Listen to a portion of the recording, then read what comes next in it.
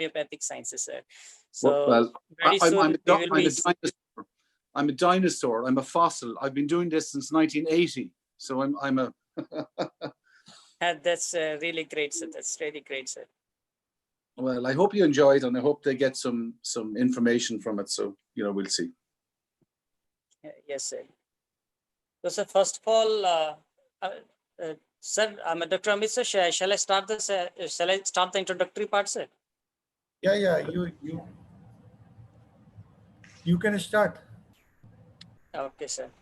So first of all, I would like to extend a very warm welcome to all the participants across the world who have taken out their time to share this platform to bring the learning forward.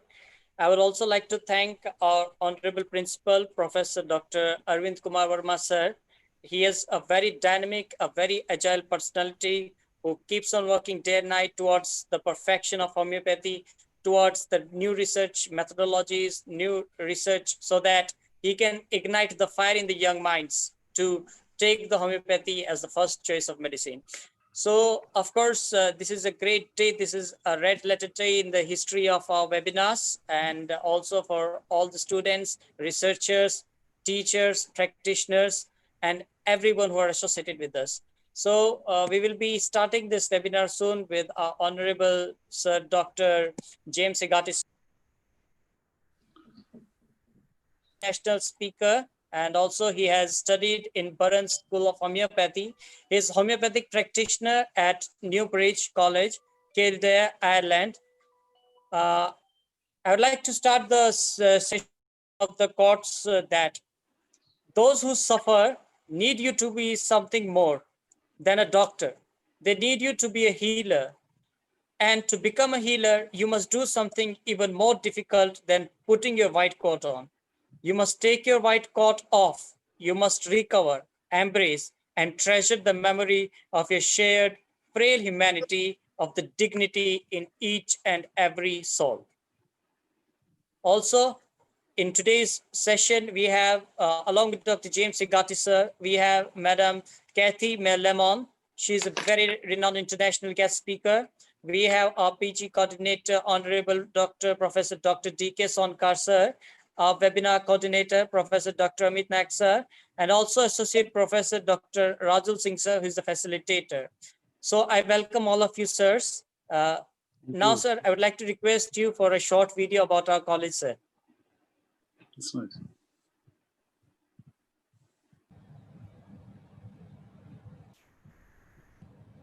Yeah, Dr. Amit, sir, can you hear me, sir? Dr. Amit Naik, sir, send you a small video. Yeah. Mr. Antarbedi ji.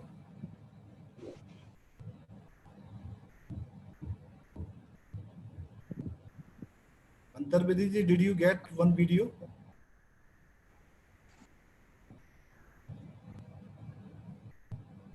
Sir, wait, it's downloading actually. Yeah, sir, it's downloading, sir. We have to wait for some. So I would also like to tell about our college. The college is State National Homeopathic Medical College and Hospital situated in Lucknow, Uttar Pradesh. And our college, this college is a very dynamic college with the greatest professors. And the research atmosphere of this college is very, very inculcating and imbibing. It is very dynamic, and it has got the agility that a young mind should have. And of course, we are grateful for all the professors who keep on working day and night harder to make the pathy more beautiful, to make our learning abilities more enchanting, more enthralling, so that we can discover the truths of medical profession. So that also here, I would like to quote one of the line of Dr. James Tyler Kent. He said that the rational mind can go far beyond the idea of molecules. So in our pathy, we have all the philosophical ideals like idealism, socialism, substantialism, and materialism. So very soon, a short video will be played about our college. Then we will be starting straight our session with Dr. James Igati, sir. Thank you. Yes, sir. A short video will be played in a short while. that is about our college, and then we'll have your session, sir. Okay. Sir, it's under process, sir. Please give me few seconds, sir. Mr. James, Dr. James, please give me. You're fine. You're okay. Thank you. It's actually downloading.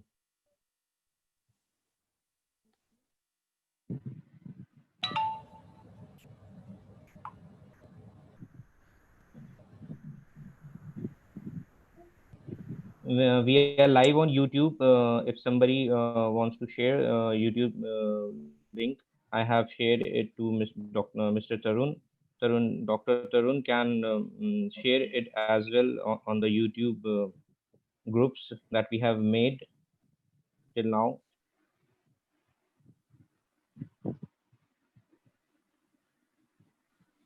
It's a very heavy file. It's downloading is like it's a very heavy file.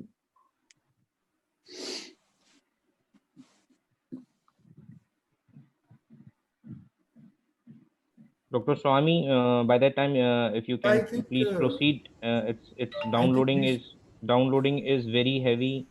If we should start this topic, and yeah, between two topic, we will we'll play start. this. We'll play. When it will be downloaded, I'll inform you. We'll play it.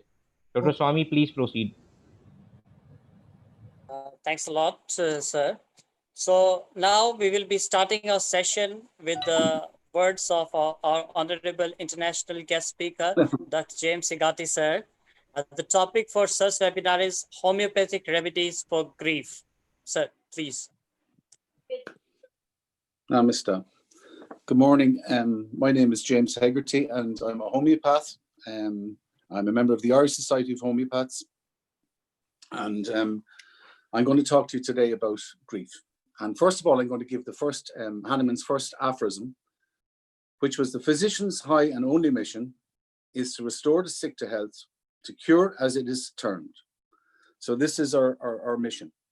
Every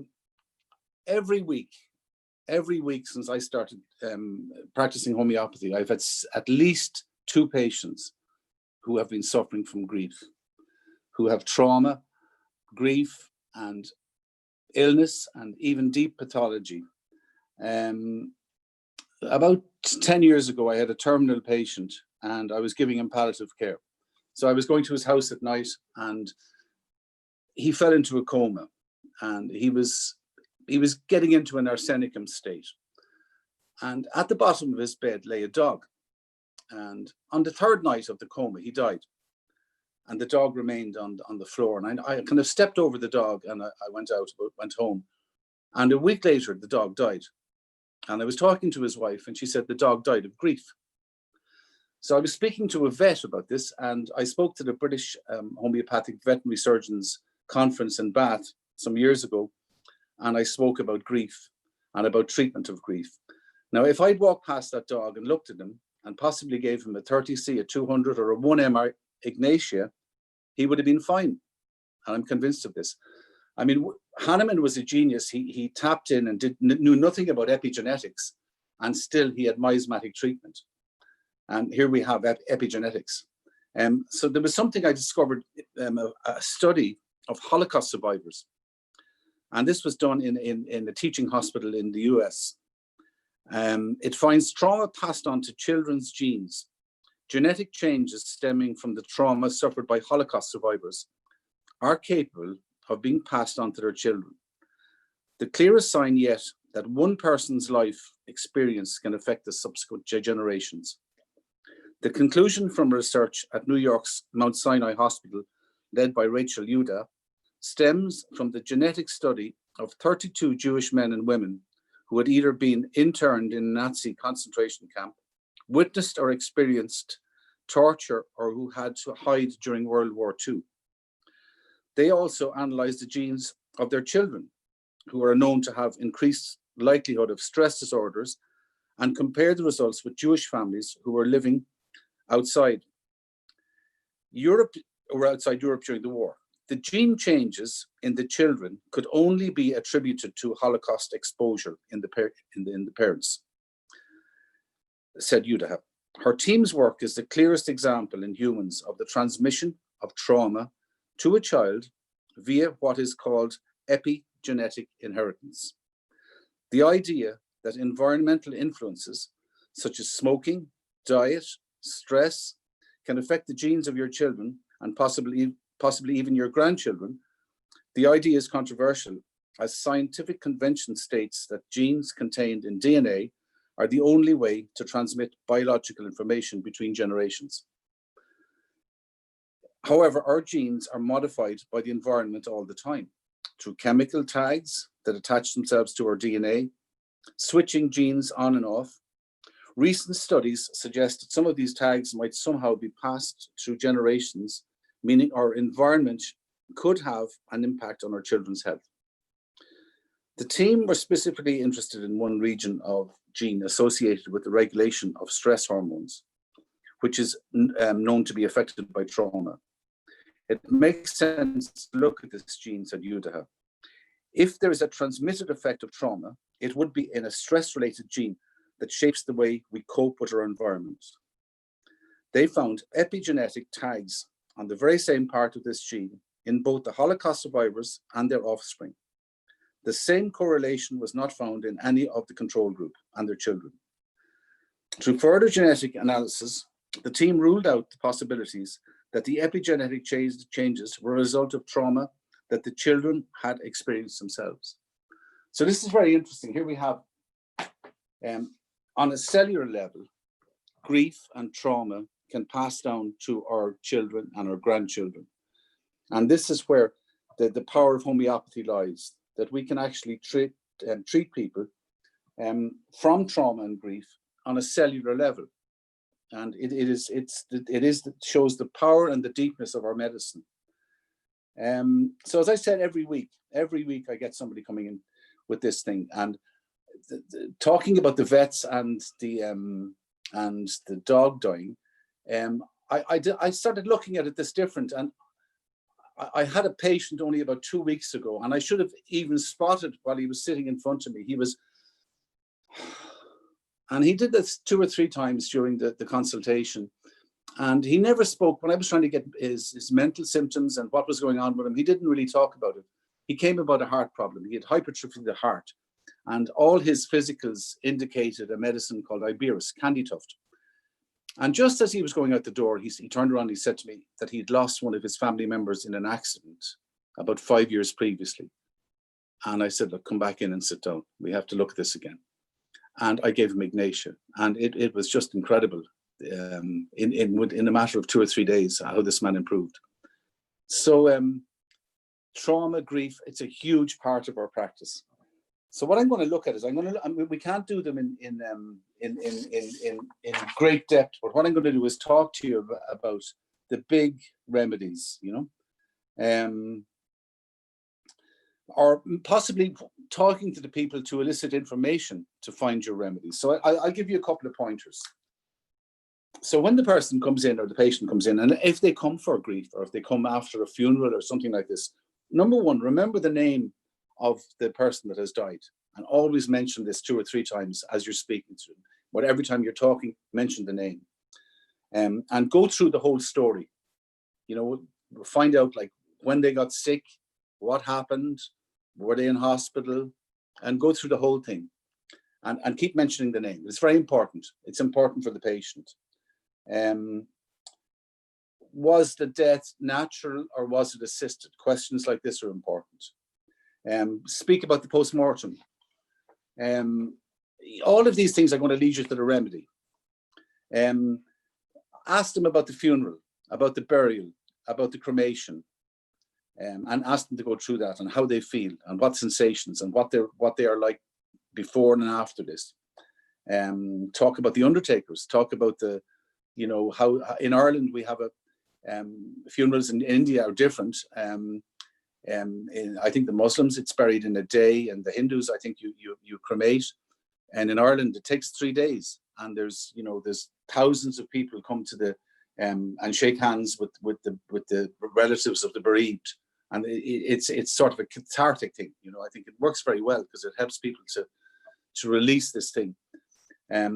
So you know, talk to them then also about the church, about the temple, or about the mosque, and you know, how you felt there, and what went on, and the questions to ask are, you know, where in your body can you feel this grief?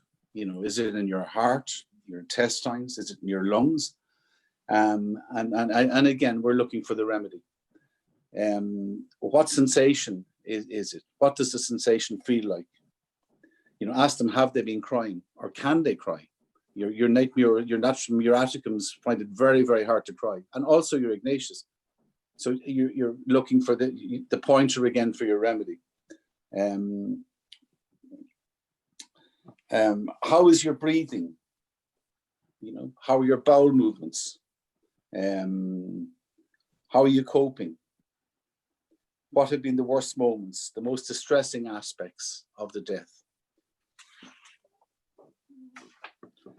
How has the death affected your humor or your moods? Do you have any physical symptoms that have turned up since it happened? How are you sleeping? Have you had any dreams relating to the dead person, or any striking dreams since? Has anything been comforting you since? Some people get comfort from exercise, or from family members, or from pets. So, you know, again, this is pointing you towards your medicine. Yeah, you know, a good case is half the battle. This is the thing we tend to, early on in homeopathy, I tended to jump on remedies, but you have to do it in depth. You have to look at the whole picture and find your remedy. Ask them if they could say anything to the dead person, if they could say anything to their relative, what would they like to say? You know, have they said something they've missed? An awful lot of people retain things that they haven't said to people after they've died. You know, did they say they told them they'd loved them in the previous week, or maybe they said they didn't love them in the previous week? And this can lead to pathology and grief, from grief as well. If you could change anything between you and the deceased, what would it be? What are your beliefs in regards to the afterlife, and how has this affected you? How has it affected your sex drive? So a lot of people, their libido goes after grief. Menses, how has it affected your menses? Like your two remedies for copious menses after grief are Ignacio and Cocculus. You know, we can look at the remedies in you know, at the moment we have a pandemic and we have it worldwide. I think India is suffering a little bit more than the rest of us. So the current pandemic, when funeral lights have been, you know, curtailed, and here it's by law no more than 25 people can go to a funeral. So, you know, it's very difficult on the people involved and the families. And also, you know, an awful lot of in the care homes, people have died and they haven't been able to be visited by their relatives. So there's a huge trauma and grief around this. So, you know, they've died alone with none of their loved ones around them for their last moments. So the word grief actually comes from dolus, the Latin word, and the direct translation of dolus is pain. So here we have grief is pain, and anybody suffering from grief is in great pain. Every death we know affects at least 10 people. So if somebody dies within your general family, you're looking at 10 people being affected. And I said a good case then is half the battle. And you need the totality of the symptoms, and especially the mind symptoms. You know, I'll give you some keynotes on the remedies. As I said, we can't go into every remedy on depth. We could take an hour on Ignacio alone. So I find any of these useful in my practice. And the first medicine that I'd have to think of is Ignacio. it's a fantastic remedy. The Ignacio, very like the Nat Mures, they don't cry. They find it very hard to cry. And Ignacio, the remedy, will facilitate crying. I've given it to somebody. I've given it even on a 30C. I've given a 30C remedy to somebody, and honest to God, within it hasn't dissolved on sublingually, and they've started to cry. It really does. It opens up that channel for them. And you know, like you said at the beginning, it's not being the doctor. It's an art of healing here. It's to empathize and to listen. And this is the important thing is to share it with them. And you know, if they have anything to say, I always draw a circle in my clinic on the floor, and I say there's a vortex there, guys. And if anything bad you want to go, just put it in there. It's gone. So they can. It sort of helps people to get rid of things. The number one medicine I say, Ignacio. The Ignacio patients are prone to faint.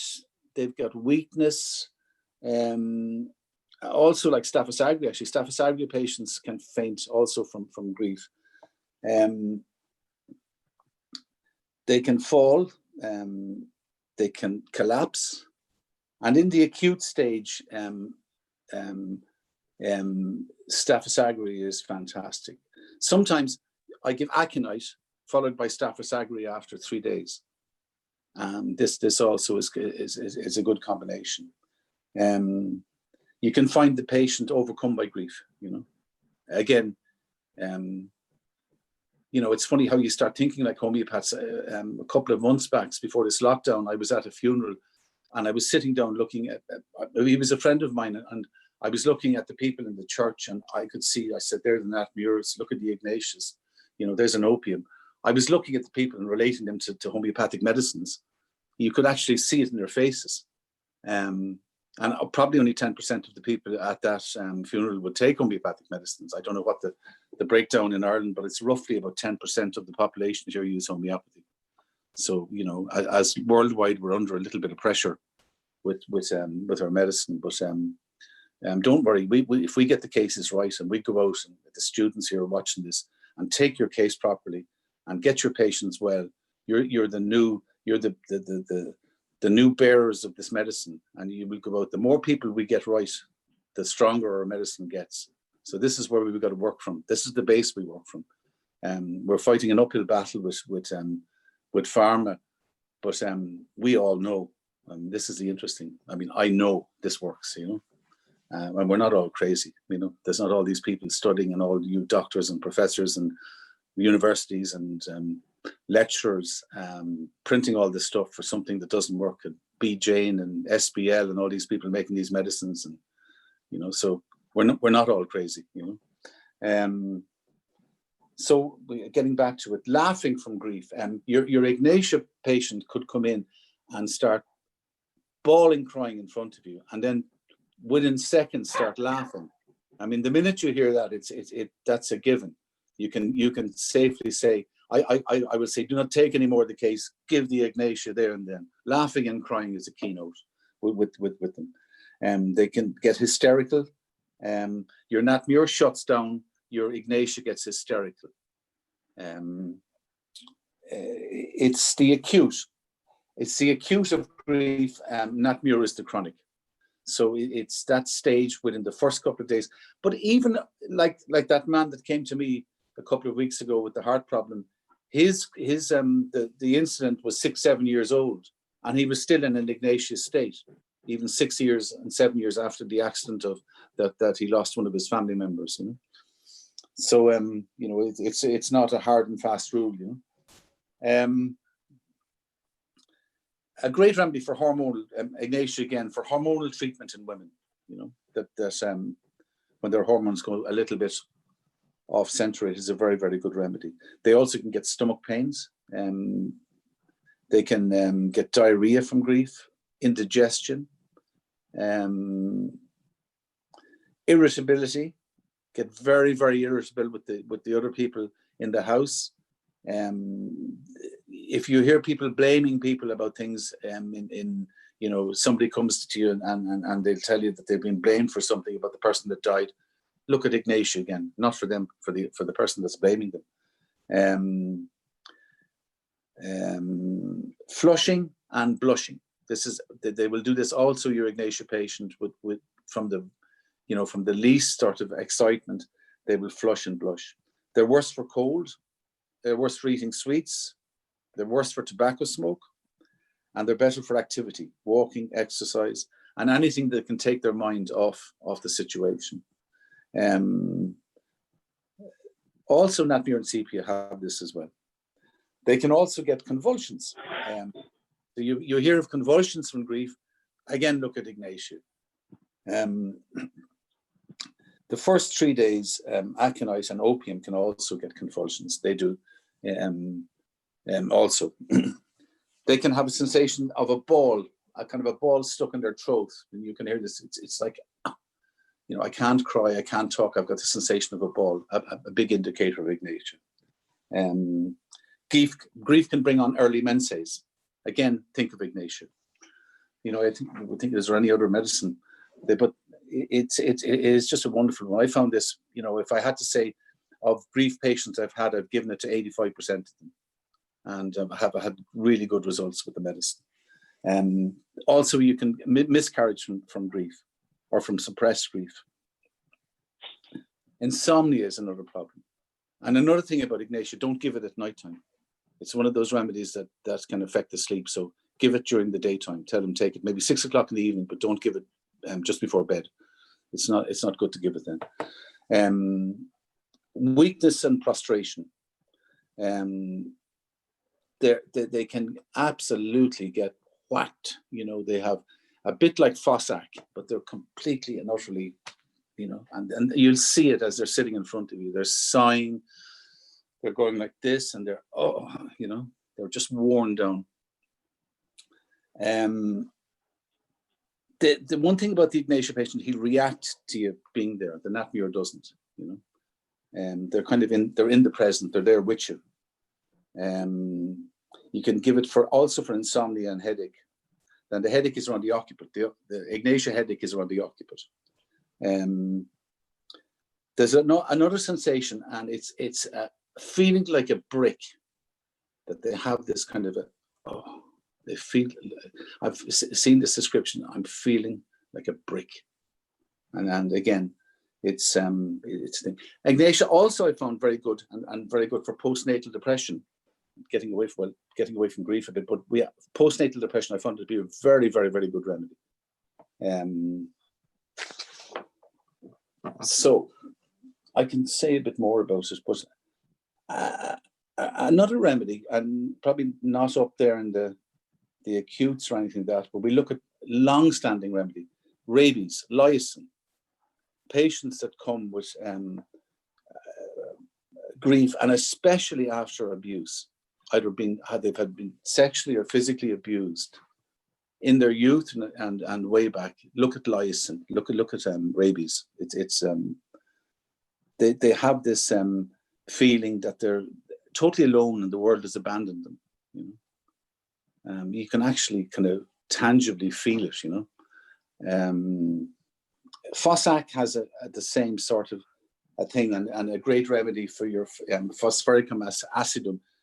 Another wonderful remedy, and it has that exhausted from grief, or grief with exhaustion. The patient is exhausted after 2 or 3 days of the wedding or the funeral, should I say, and they're wondering what will we give them, Fossack is fantastic.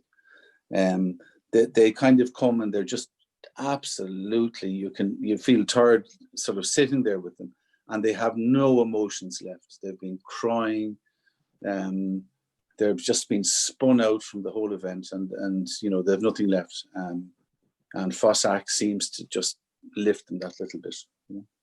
Another long-term grief remedy which isn't used much is Apis. The ill effects of grief and ailments from grief and long-term grief, Apis is a wonderful remedy. And also there's 2 remedies that you'd look at for widows. One of them being Apis, and the other one Cygnus.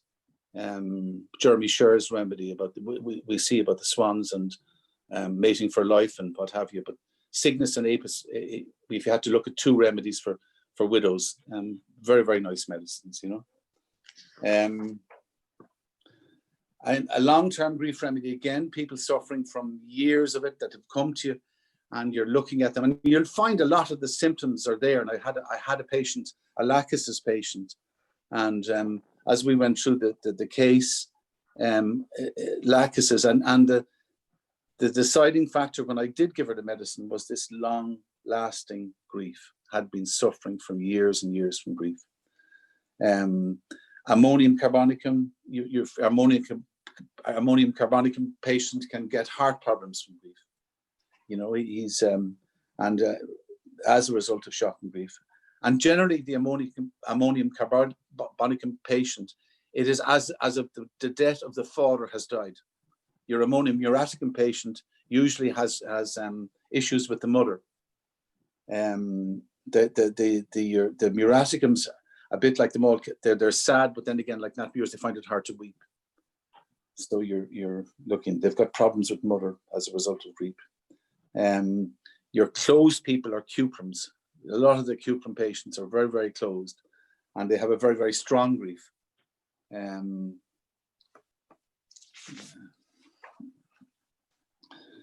Opium, you know, one of the great remedies. Shock, grief, and there's a numbness of opium, which actually I had an autistic child a couple of months back, and I was looking for the remedy, and the next minute the child went running around the room, and it was banging its head off a wall, and it felt absolutely nothing. Absolutely nothing. And I remember asking the mother, she had a lot of opiates at the birth, and she had been given quite a lot of petidine, and we had the classic sheep stools, and the child was non-verbal, and but actually did very, very well on the opium. But it's an ongoing thing, so it's an ongoing case. But the European patient will come in, they look kind of wide-eyed, you know. They actually look like they've taken the drug. They're sort of out of it, you know. And it's the number one remedy for people that get convulsions, can get a convulsion from grief. Opium is the first remedy to look at. And they can't weep again. Head pains and headaches they have.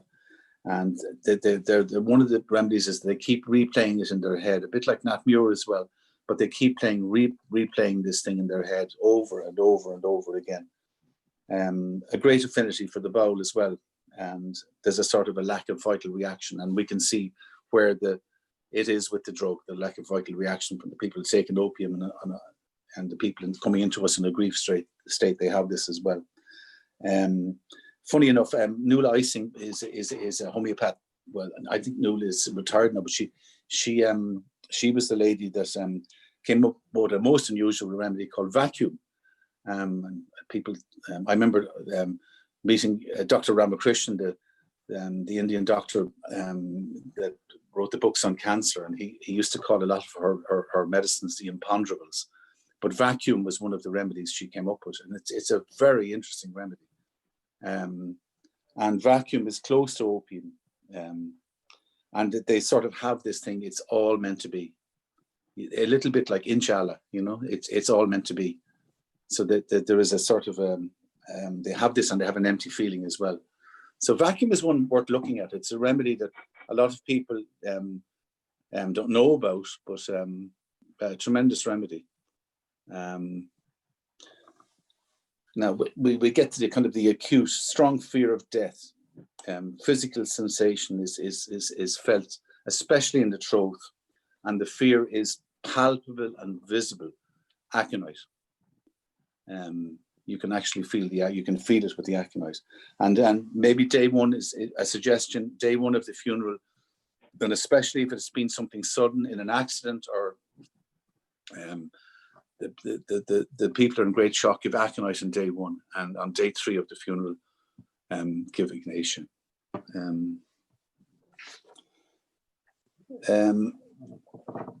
Ailments from grief, you've got to think of Natmure. as your one of your big medicines. The NAPMURs are like the elephant; they just don't forget. You know, they're a dreadful insomnia they get, especially with the situation. And also, but I've noticed about NAPMUR people, they always seem to have affairs with the wrong people.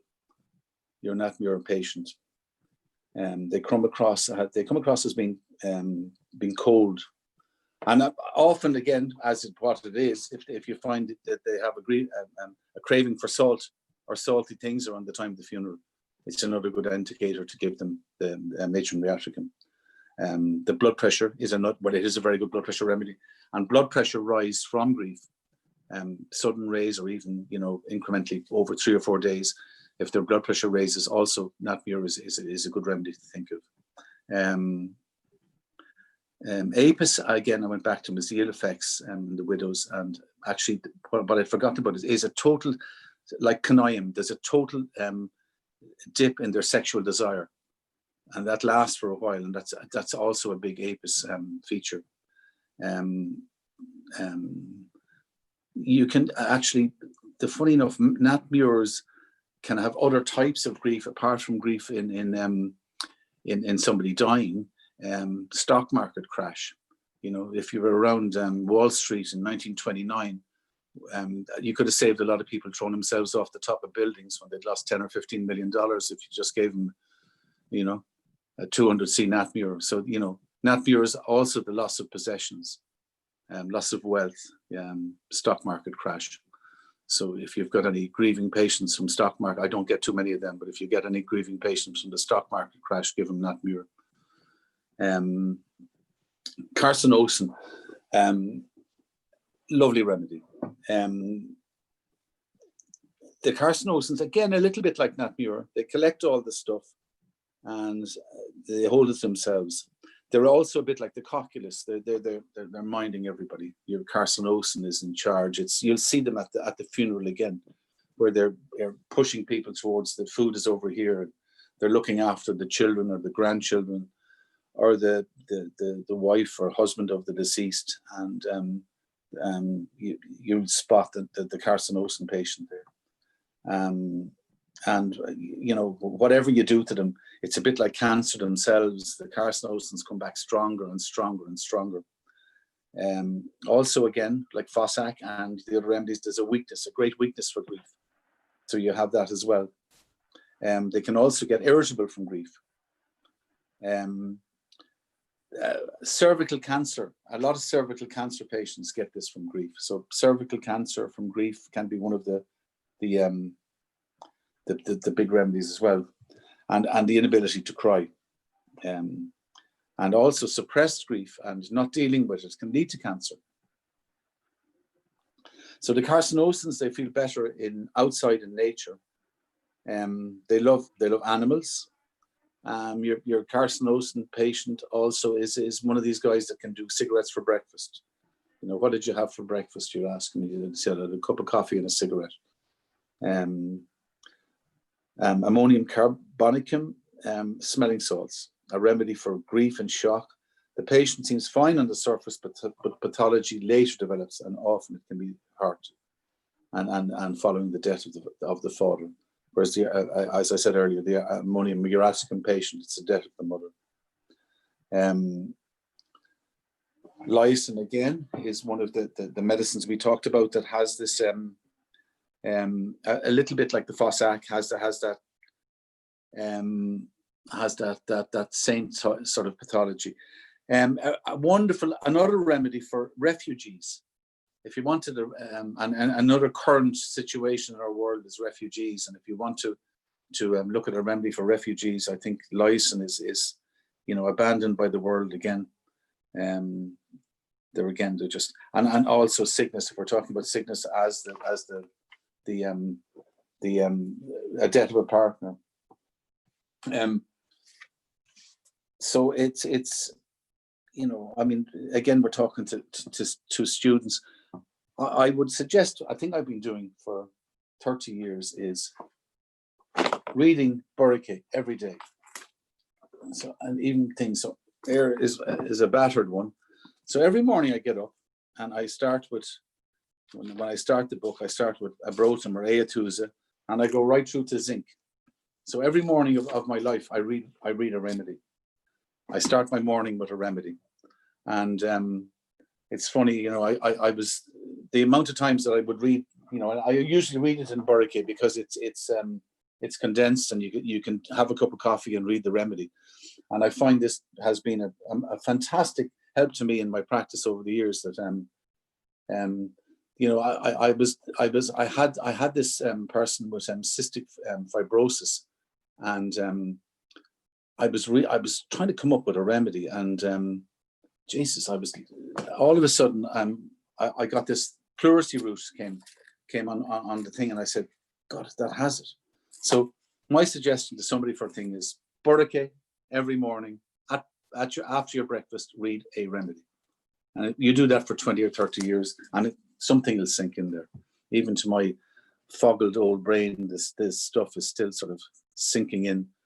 And the great thing about our medicine is that even, you know, we've been studying. It took me 6 years to study, and I'm still studying. And there isn't a day or a week goes by that I don't come across something new, or tie something new to what I'm doing, or learn a new medicine or a new remedy. It's fantastic, you know. So we're the people that are, and you especially are the people that are going out there in the new world.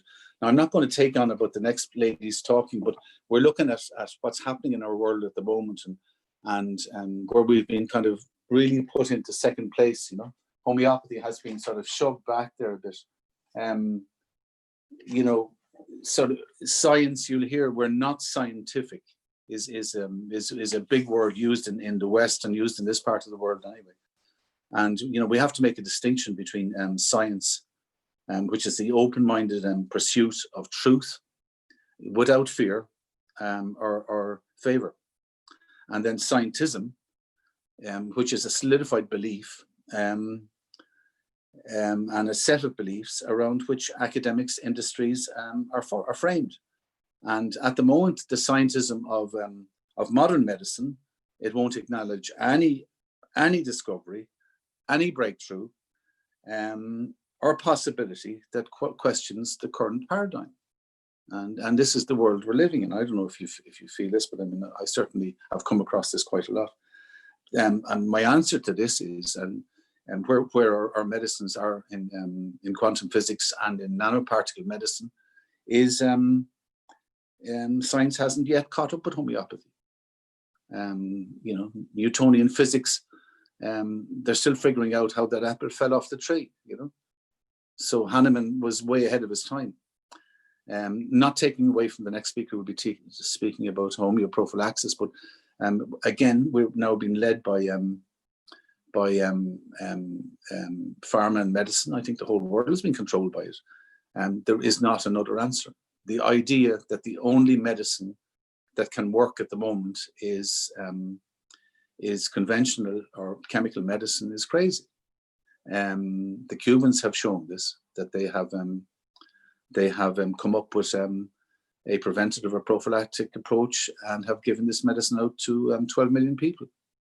100 deaths, 1,700 cases among 12 million people. Do the math, you know.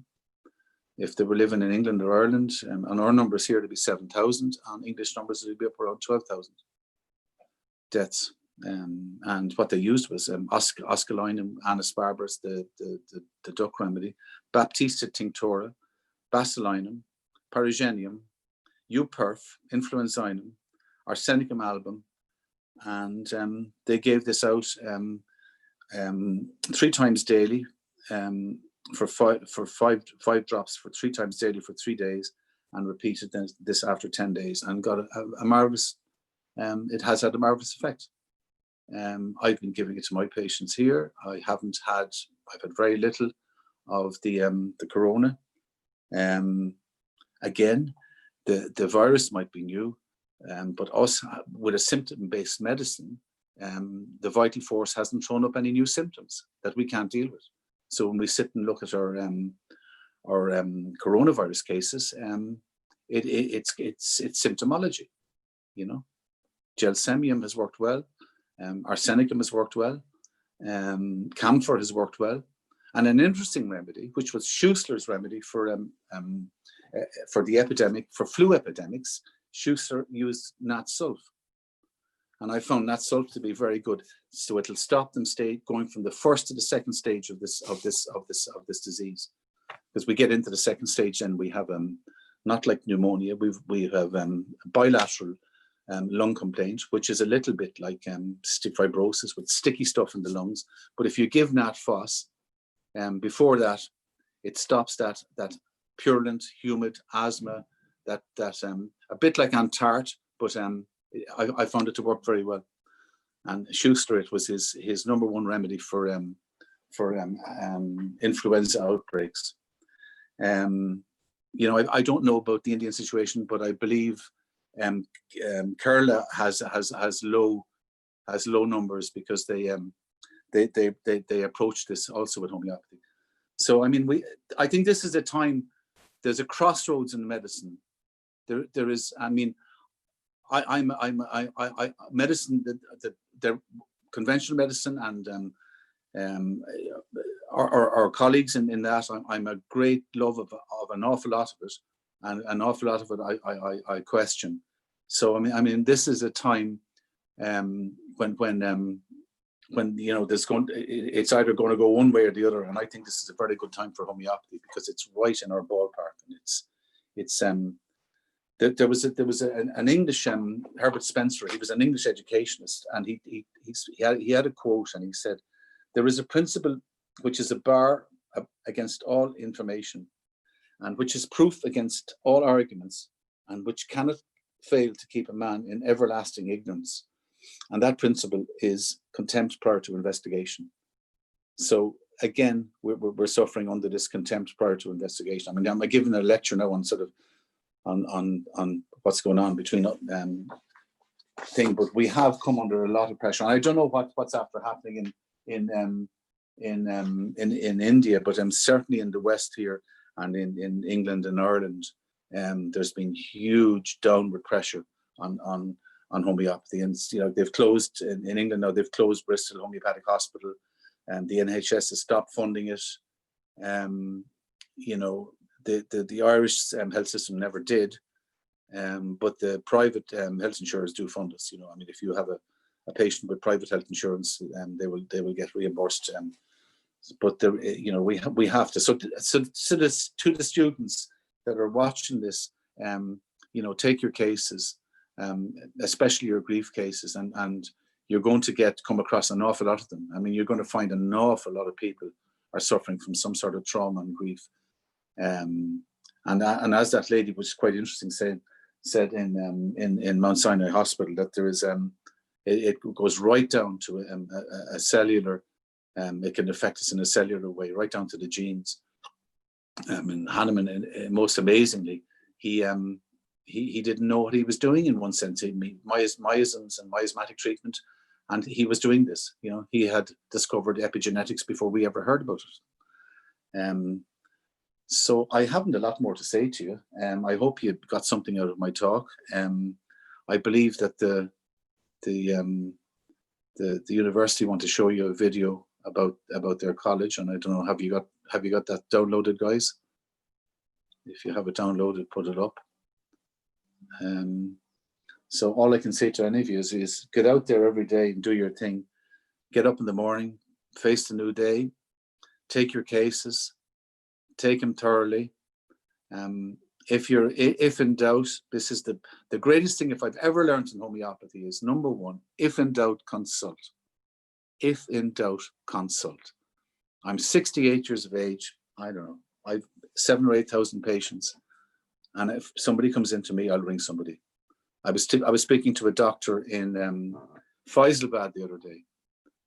This man is very good on livers, and I had a patient with a liver problem, and I WhatsApped him in Faisalabad, and I said consult. You know, if I'm not sure, I'll ask somebody. You know, we don't know everything. You know, and sometimes we get baffled. And the one interesting thing about giving the first remedy is where to go next. What happens next? So, and there's I see with a lot of the modern homeopaths here, there is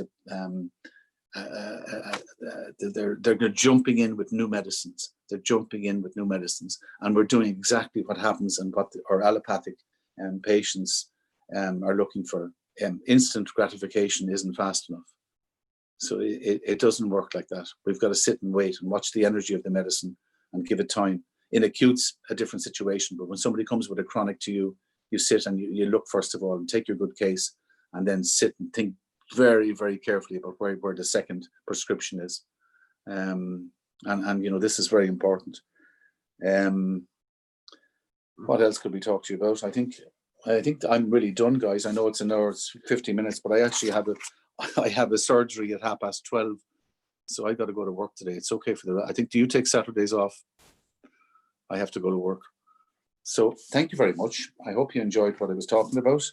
And my last words are, every day, right? Begin where you are, do what you can, trust in the process, and believe God will help, and all will be well. Thanks a lot. Take care. Thanks a lot, sir, Thank you, sir. for the wonderful session. We have really enriched ourselves with the wonderful live examples of the grief medicines, and the experiences that you shared with us were very enlightening. We're really grateful to you, sir. I would like to request our Honorable Dr. Amit Naik, sir, to comment on the session, sir. I think we have a few questions from our audience, sir. Okay. Sir.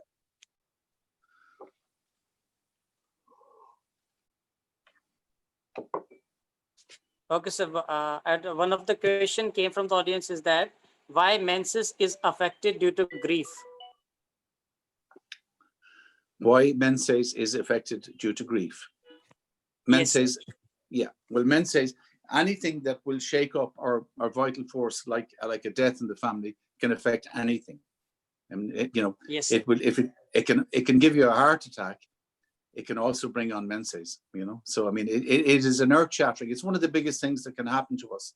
I don't know if you've lost anybody, but if you have, you know, and just the feelings of that. I mean, I've physically gone through it myself. My mother was, when I was a kid, my mother was killed in a car crash, and I can remember what that did to me, and it certainly can bring on. It's not why, it's what we can do about it, you know. Like yes, the question is in the answer. one more. The answer is in the question. Go on. Yes, sir. Thanks a lot, sir, for the answer. So one more question so we are having is that, do we define grief differently for different miasms? Like, say, for example, of different symptoms or medicines or reactions? Yeah, well, you would have to look at that where the ballpark is. And if the people are talking, you know, you could give Mediterranean for certain things. You know, you look through your repertories there and you'll find there's a huge amount of remedies I didn't talk about. And they go across all the miasms, you know, the psora, psychosis, you know, even down to syphilinum, where people actually get into a syphilitic state that they start getting really chronic disease. I mean, grief, the amount of breast cancer patients, and a huge percentage of them, and this is in conventional medicine as well, they'll know that a lot of the patients in a previous 2 to 3 years of being diagnosed with a breast tumor have had grief of some description. Somebody died, the marriage broke down, the partner left. So it can have a huge effect on that, on you in every level. And as you saw, what it did on a cellular level to the Holocaust, the children and grandchildren. So it went right down 2 generations. I mean, we could put in a new miasm, grief, you know. Yes, sir. That's a very nice. So we are totally satisfied with that, sir. If any of the panelists have any questions, sir, I would like to request, say, if there's some question from our panelists, sir. Sure. So, Dr. Amit, sir, can you hear me, sir? Sir, your voice is muted, sir. Voice is muted, sir. Kindly unmute it, sir.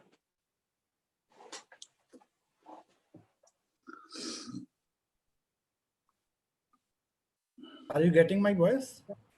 Yes, sir. Yes, sir. Your voice is clear, sir. You should take some questions from YouTube. No, sir. Okay, sir. Actually,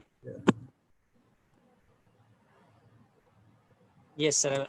There are some more questions, sir. I'll just take these questions.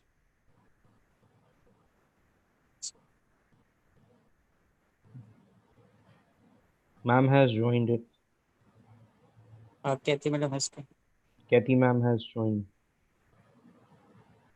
Yes, hello. Hello, ma'am. How are you? I am well. How are you? We are doing good, ma'am. How are you? Good, good, good. First of all, I would like to welcome our honorable speaker, Madam Kathy Relevance. We had a wonderful session by our honorable Sir Dr. James Egati, sir. He's with us. And madam, we are really delighted and ecstatic to have you with all of us, since thousands of students are associated with us. We have the researchers, professors, and the scientists from all over the world who are collaborating with us. So we are looking forward Fantastic. for a wonderful session, madam. And also Thank just now you. we had the session from Dr. James Agati, sir, from Ireland. He talked about the grief. And of course, it was very inspirational, and it opened the eyes how we can take the cases, and the words of inspiration were really great for all of us, like how we should go to learn every single day a single medicine. And of course, whenever we are in doubt, we should consult our seniors. So it was That's a it. wonderful idea, sir, a wonderful idea from you, sir. And we are really delighted and happy to have this session, sir. Madam, I would like to have a few words from Dr. Amit Naik, sir. He's the webinar coordinator, a very dynamic and agile personality. We also have with us Professor D.K. Sonkar, sir, and our principal, Dr. A.K. Verma, sir. Sir, some words, please, from Amit Naik, sir. Hello. Yes, sir. Actually, I want to ask one question to Dr. James Agadi, sir. My question is that, Yes, sir, sir. the role of stramonium and lachesis in case of schizophrenia or psychosis. So how will we define both of the medicine? Stramonium or lachesis? Because there are lots of similarities, but I want to the similar picture of both of the medicines. Well, the lachesis will be. I use lachesis for the long-term effects of grief. I find that people that come in have had suppressed grief.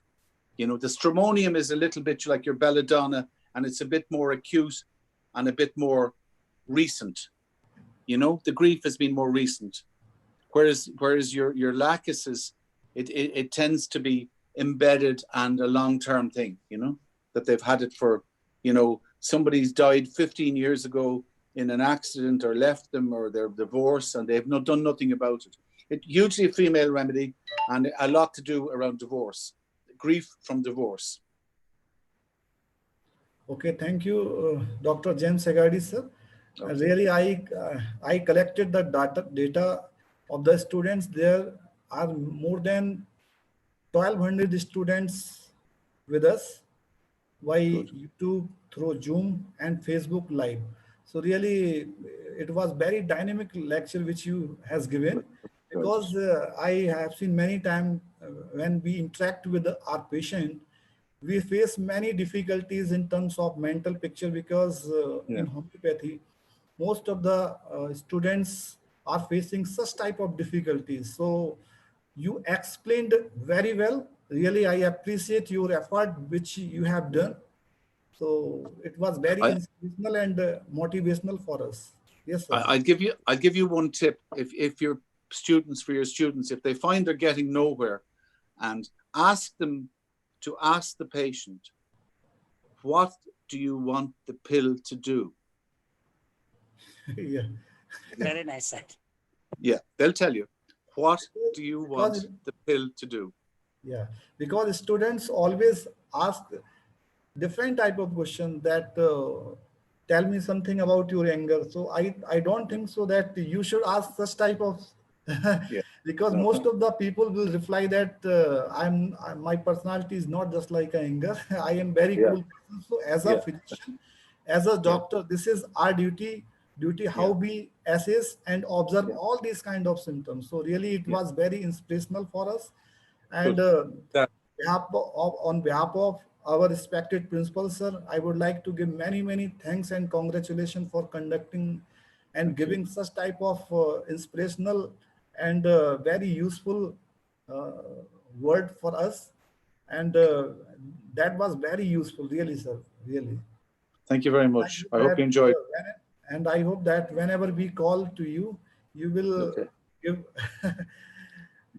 another chance to us. Yeah. So thank you so I much. might call to you next year. I'll be in India next year. I'm going Okay. to India again next year. So I'll be in Hyderabad next year. Okay. So thank you so much. By what time? By what time? In which month you'll be here, sir? I haven't actually nailed it down yet, but we don't know with this whole bloody this virus. I don't know.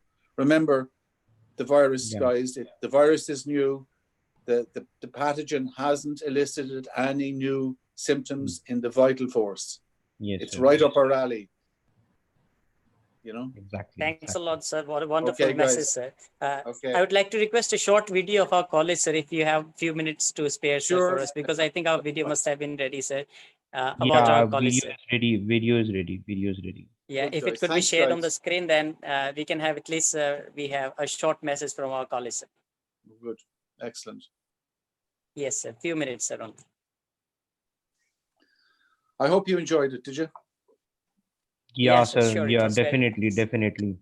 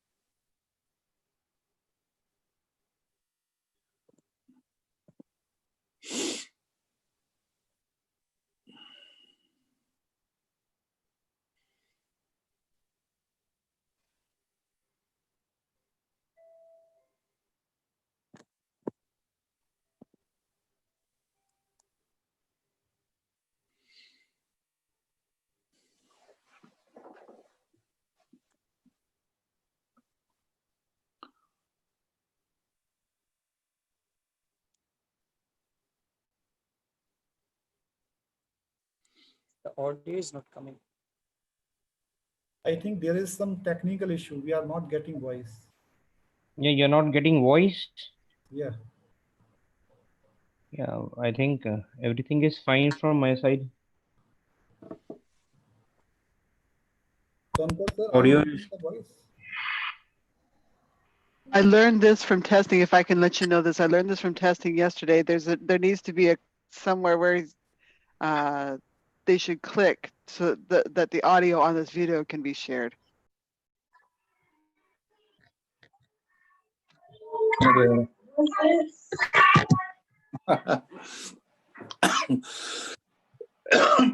Something went wrong on this side. Yeah, I'm so sorry. You'll get there. Sure. There's simply something to click on to share the audio when a video is shared. I don't know where it is. My husband's actually going to help me out when I share my video. So Thanks a Yeah, lot, madam. yeah. If you want to share your video, ma'am, we can. You can share your video as well. I stopped screen sharing from this side. Now you can share your video. oh no, my video is going to be part of my presentation. So, ma'am, you please So- you start your presentation, ma'am, as well. Okay. Before starting, I would like to introduce our honorable speaker, Madam Kathy Melabon. She has degree BA, LC, PHM, ARH, RS Home, CHP. She has completed postgraduate homeopathic studies at the College of Practical Homeopathy in London and received diplomas from the School of Homeopathy in the United Kingdom. She has also completed specialized homeopathic studies through Jensen's Bewusstsein in Germany and the AMA Resonance Healing Foundation, ARHF, in the Netherlands. Mrs. Levon has studied extensively the non-toxic immunization option, homeopathic prophylaxis, and works closely with the world authorities in this. She has presented about this worldwide. Through the non-profit organization, she has founded Homeoprophylaxis, a worldwide choice, that is HPWWC. She has put together international conferences which have taken place in Dallas, Texas, United States of America, the Netherlands, and Delhi, India.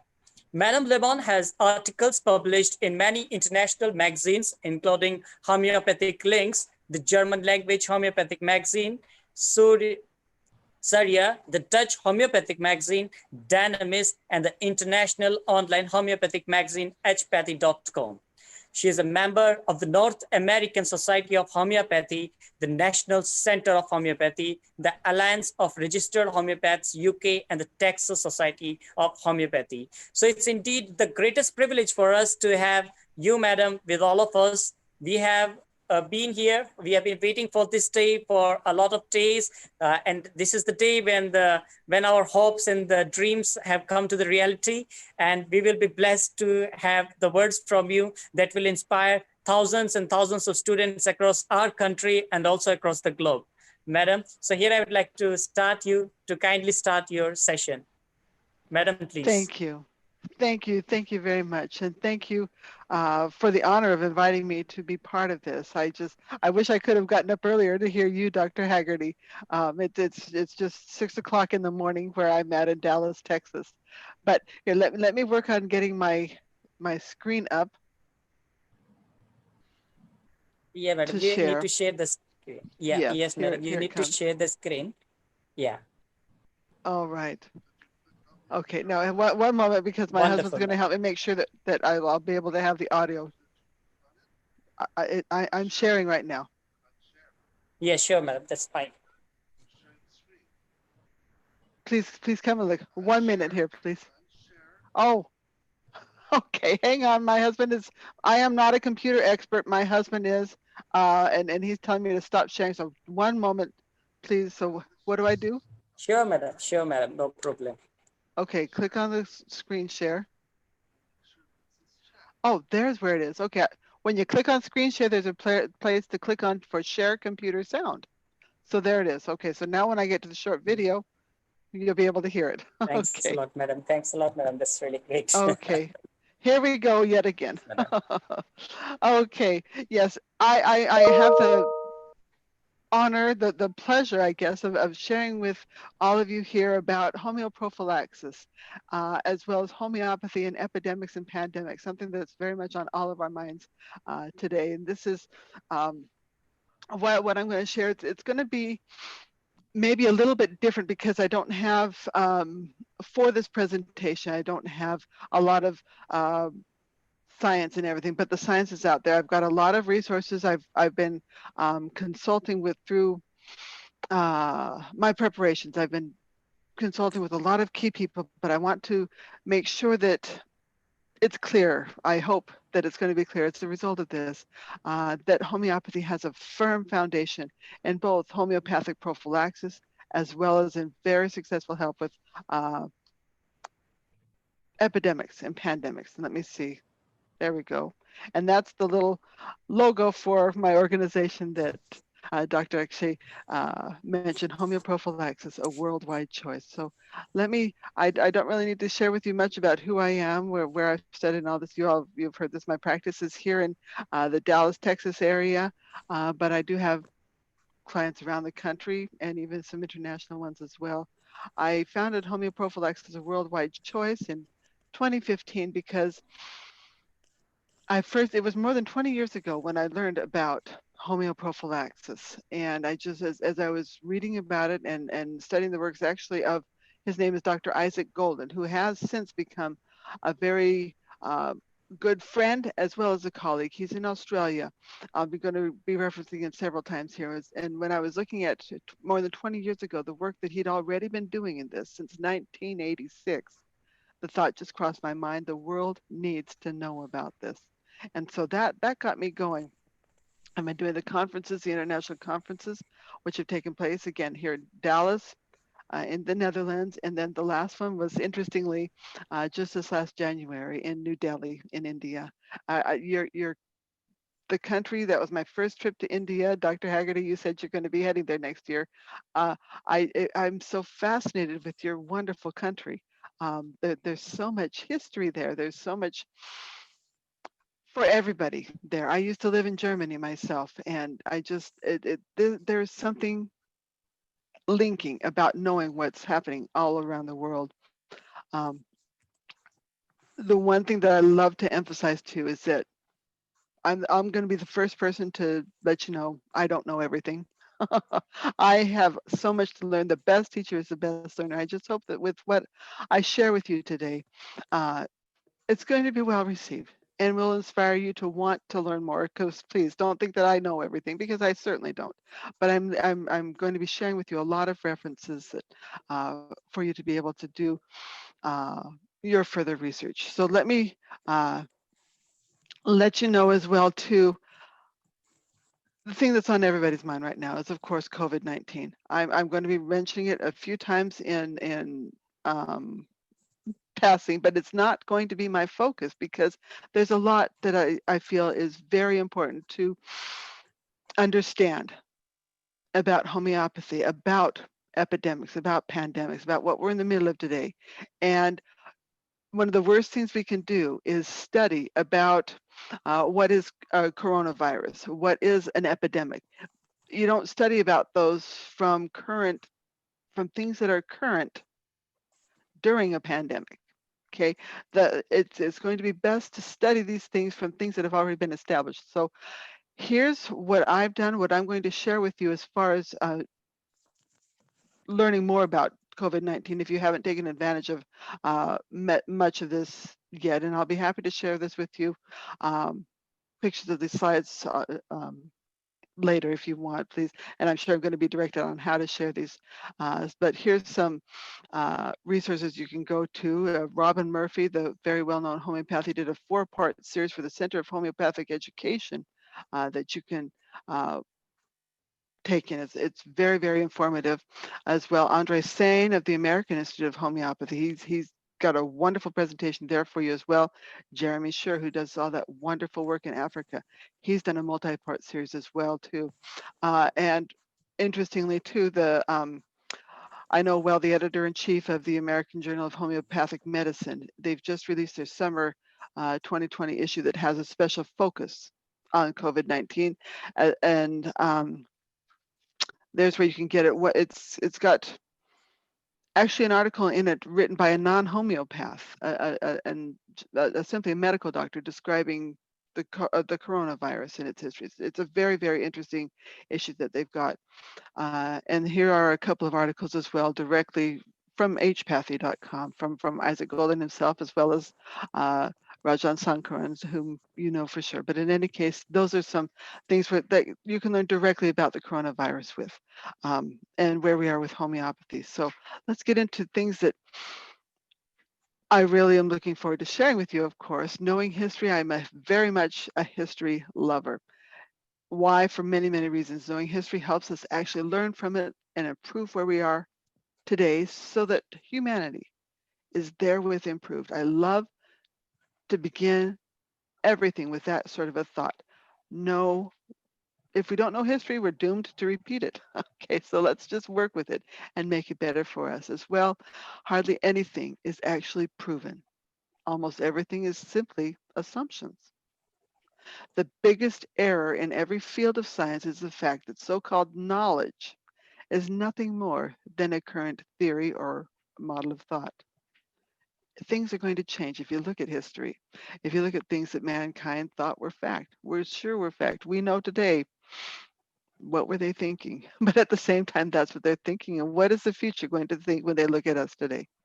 Okay, we need to be open to always be learning, and therewith we need to realize the blessing that we have with homeopathy, the fact that homeopathic principles have not changed since Hahnemann's time. So here's, and because I live in the United States, here's just a brief run through of relevant homeopathic history that I think is good for all of us, for us all to understand. Homeopathy was big in the United States. We had homeopathic hospitals, universities, more than 1,000 homeopathic pharmacies in this small and growing country at that time. It was huge over here.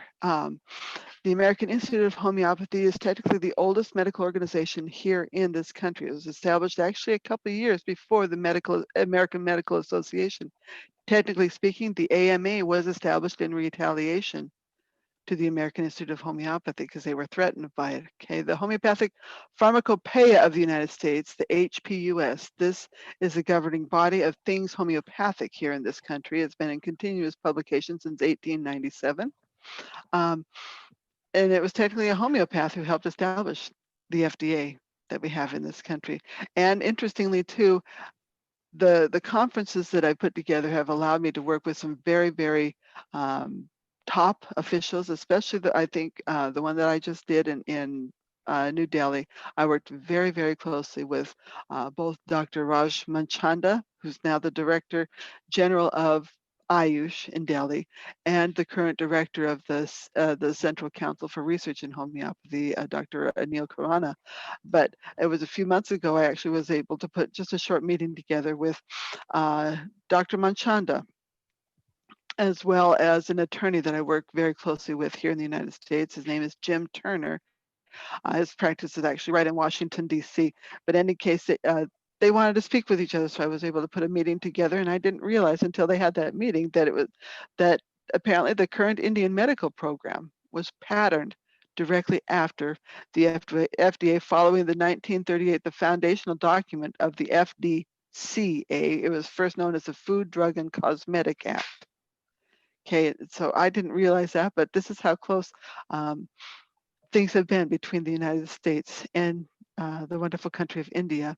It was even said many times at the HPWWC conference in New Delhi that India is now setting the standard for the world as far as homeopathy. And when I was there, I was able to tour homeopathic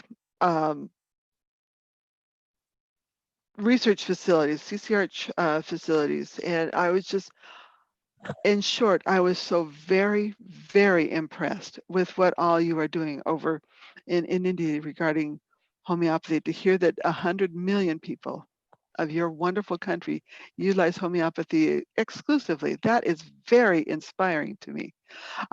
And so I do sincerely believe that India is setting a standard. So again, that's another reason why I'm so honored to be able to share this with you.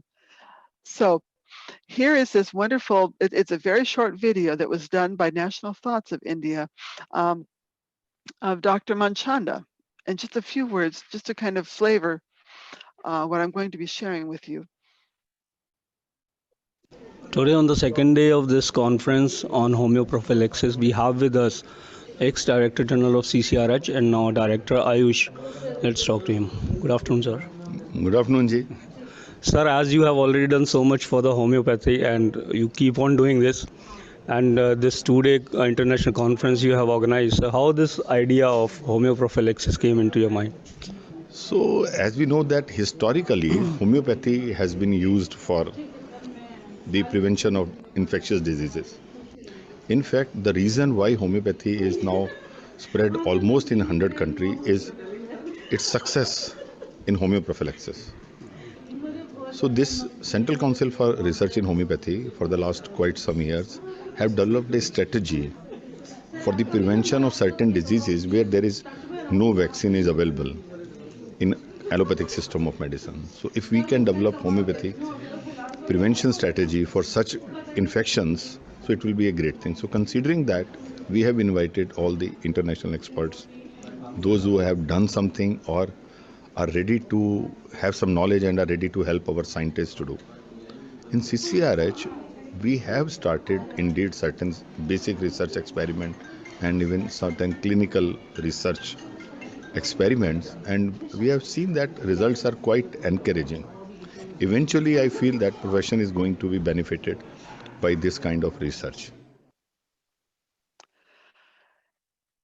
He has a lot to say about homeoprophylaxis, but what he said about homeopathy, of course, but what he said right at the beginning about how homeopathy is known because of its success with homeoprophylaxis. Please let that flavor everything that I'm going to be sharing with you from this point forward as well. So let's do this. Have a little, just a few definitions. I know you're most of you listening are students. But again, it's always good to learn, no matter where you're at. What is a disease? Basically, I have this wonderful little Webster's Medical Dictionary, the new revised edition from 2009. A disease is a sickness or ailment caused by germs or viruses with consistent results. Seems pretty simple. Well, let's look at this further. This is a wonderful dictionary that if you don't have it, I will very highly recommend you get Yasgur's Homeopathic Dictionary. He says that disease, first of all, he quotes Hahnemann by saying it's a derangement of the vital force. That makes sense for us. Dis-ease, an illness or sickness, a disturbance of the structure or function of an organ system, or part of the body. And then he goes on and on. It's quite an extensive definition that he shares with what disease is. Okay, what is an epidemic? Let's do a comparison here too. My medical dictionary says an epidemic is a rapidly spreading disease that affects many people at the same time in the same area. That seems pretty basic, isn't it? Doesn't it? So Dorothy Shepard, who has a wonderful book about homeopathy in preventing diseases, says an epidemic should be seen as widespread outbreaks of a disease affecting simultaneously a number of people in one or more neighborhoods and even whole districts, states, or countries. It's a bit more wide, okay? But let's look at what we're in the middle of right now. It's a pandemic. Medical dictionary says, what is a pandemic? It's a widely spread epidemic. Well, look at that second definition of epidemic and think about the pandemic that we're in, and you can think about things as a big picture, but then at the same time, when you look closely at what we've got, it's really just about the same thing, just a more widely spread epidemic. So let's look at this. There are two primary schools of thought that have interchanged throughout history. And there's this a wonderful book that I will recommend to you, Divided Legacy by Harris Coulter. There's plenty of reviews of this that explain some of the fundamentals that he goes over, but let me just share with you some foundational things that are relevant to what we're talking about today. There's two schools, they go by different names, so I'm just going to call them here the empirical or the vitalist school, as well as the rational or materialist school. And here's just a few foundational things of these two schools, so you can pretty well figure out where we're at within these. The empirical or vitalist school sees the body as having an energetic essence. We look at that as being the vital force, the chi, the life force, even the prana, what it's called. Rational, medical, materialist, I'll get these words right, says that the body is a material, mechanical thing. I remember very clearly when I was very young, learning a song that said body machine, body machine. That's what they look at. Empirical says we need to work to obtain and maintain a homeostasis, a balance. We've heard this, the equilibrium. But the rationalist school looks more on external forces and how these impact the body. They're good to know about, but they're not internal. Knowledge for both of these schools. The empirical says that knowledge can be found through practice in an historical context. Well, the rationalist school does their experiments on dead organisms or living organisms in a laboratory setting. Again, it can be very important to do things that way, but we also need to know how things are working now. Okay. We study people in their daily life. We look at the doctrine of cure by natural law. It's going to happen. It's going to happen. We're going to get through this COVID-19. Okay. The rational school sees a physiological study of how sick/healthy organisms function. Sure, it's good to know that, but let's focus on being well. Okay. The empirical school says knowledge of internal processes is impossible. It's not required for a cure. And it's interesting to look at that because Hahnemann at this time, what did he know about microbiology, about these little tiny studies of the little things, but at the same time, he knew what we needed to look at for promoting health. And within the rational school, the knowledge of internal processes is required for treatment. We discover through the empirical school, through clinical practice. That's why it's called practicing. We're practicing to improve. The general thing for the rational school is they discover in the labs. So let's look at this. Again, I didn't get these two sides labeled, but the left-hand side is the empirical school. The other side is still the rational school. The things that are more pertinent to what we're looking at today with the COVID-19 and all this. What is the definition of disease? What do we do to view symptoms? What about the cause of disease? So when we look at the definition of the disease, it is the derangement or imbalance of the vital energy of the person in the empirical school. Signs and symptoms that are considered statistically abnormal. That's how the rational school is going to be looking at disease. Let's look at symptoms. In the empirical school, they're holistic as far as looking at the physical, emotional, mental, and spiritual symptoms are always observed. I have to ask all my clients, tell me everything, what's going on. But in the rational school, it's reductionist. Usually in physiochemical terminology of psychological problem, it is often understood as separate and vice versa, the other way around. They're not connected, but they are. They are. Symptoms in the empirical school are the organism's effort to heal a person. I always like to say they're the body's call for help. The body wants to be well, so let's follow these symptoms. The symptoms in the rational school are indications of something wrong with the body, this painkiller, etc., etc. So the cause of disease, let's look at this as well. Proximate causes or causes close to the result are not causes. They are other effects. Proximate causes are not important in therapies that seek to raise resistance, to build the immune system. That's what we're working with. We're honoring the body. We're building the immune system. But in the rational school, they seek proximate causes of disease like internal, material, chemical, mechanical, or bacteriological causes. Specific internal cause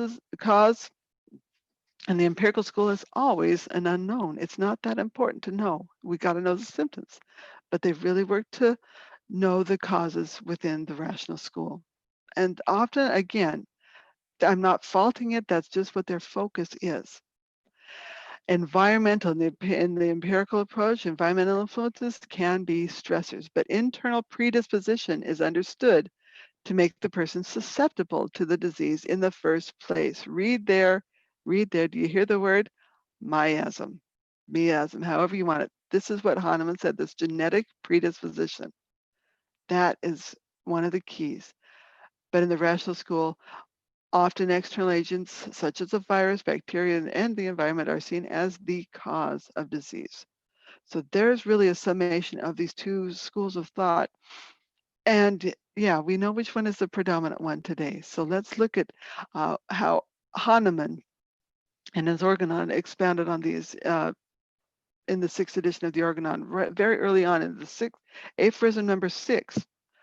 What else do we want to cure in disease but the symptoms? That's what we need to know.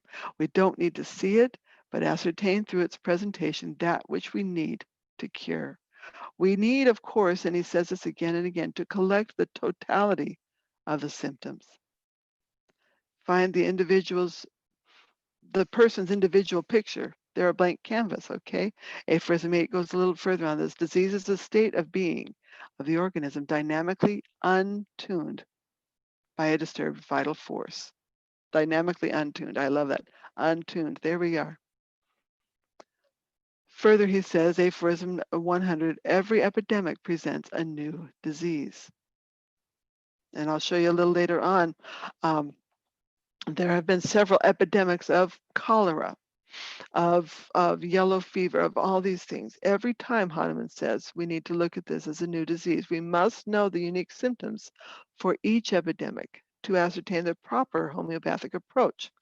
Except, and Hahnemann points this out too, those caused by some unvarying infections, including, he mentions these specifically, measles, smallpox, I'll insert here, like chickenpox, things that are going to cause specific symptoms every time they're there. That's the only exception to this. We've got to treat everything as a unique case. Aphorism 240, he expounds further by saying we must seek to find an epidemic's own consistent nature common to the individuals affected. It's very unique, and I will encourage you to pull out your organons to read it further on this. Aphorisms 101, 102, he expands on finding what we term today as a genus epidemicus, more in aphorism 241. And I would just point out here too, as we look at genus epidemicus, and I'm going to be talking about this a little later on too, Hahnemann did not coin that term. Dr. Joel Shepard, as I referenced the American Journal of Homeopathic Medicine's most recent issue, he says that this phrase, genus epidemicus, is actually attributable to J.G. Rademacher. He was a contemporary of Hahnemann, but he never accepted homeopathic axioms. Hahnemann refers what we see today as being specifically a genus epidemicus. But Shepard points out too that we need to be cautious and not think of a genus epidemicus as being a silver bullet, a magic answer for every epidemic that comes out. Okay, it's good to know, and it will help. We just need to really look at where it has come from. So the totality of symptoms, careful, meticulous assessment. This is how homeopaths have been approaching disease and epidemics since the time of Hahnemann. This is why, homeopathic researchers are still so carefully, fully, attentively researching people and situations in epidemics and pandemics today, centuries later. This is why I will, again, very much encourage you to do your research further on the coronavirus, to realize what's going on, to realize homeopathic medicines are still working with these symptoms. They have been for more than 200 years. These are fundamental homeopathic principles, and they won't change. They haven't in more than 200 years. Why should they change now? So let's look at homeoprophylaxis at its roots. Homeoprophylaxis, as Dr. Manchanda has shared, it's deeply embedded with homeopathy. It really works very much together. If you have a book called The Lesser Writings of Samuel Hahnemann, I will very much encourage you to read on that one. It's a very, very thick book, but at the same time, it's very enlightening what he shares in all of these letters that he has. He has a letter in there called The Cure and Prevention of Scarlet Fever. This letter was put together in 1801, but it is in reference to what happened in 1799 when he visited the town of Königslutter in Germany. And it really shares how the scientist that Hahnemann truly was. He referred to scarlet fever at that time as being a devastating scourge. It was highly contagious, very, very high mortality when it happened. And so he took the time to describe its symptoms, what to look for, what he expected to see when he went to Königslutter. And he also explained what he understood about contagious disease even back in 1799. Okay, he described how there was a washerwoman, a laundry, a woman who did the laundry for people, and how she saw someone who was sick, and then she did some washing and hung something out, but managed to enable the virus, this disease, the scarlet fever, to spread. And so Hahnemann shares how he looked at these symptoms and noted that they were very similar to homeopathically prepared belladonna. You can read it. He's got many, many paragraphs that he describes the symptoms that he was noting similar for the scarlet fever. So he began treating people with who had the scarlet fever. He began treating them with belladonna, and he was noting remarkable recovery with this. So he went on in this letter to talk about a very large family where the eldest daughter was already taking belladonna for an external affection on the joints of her fingers.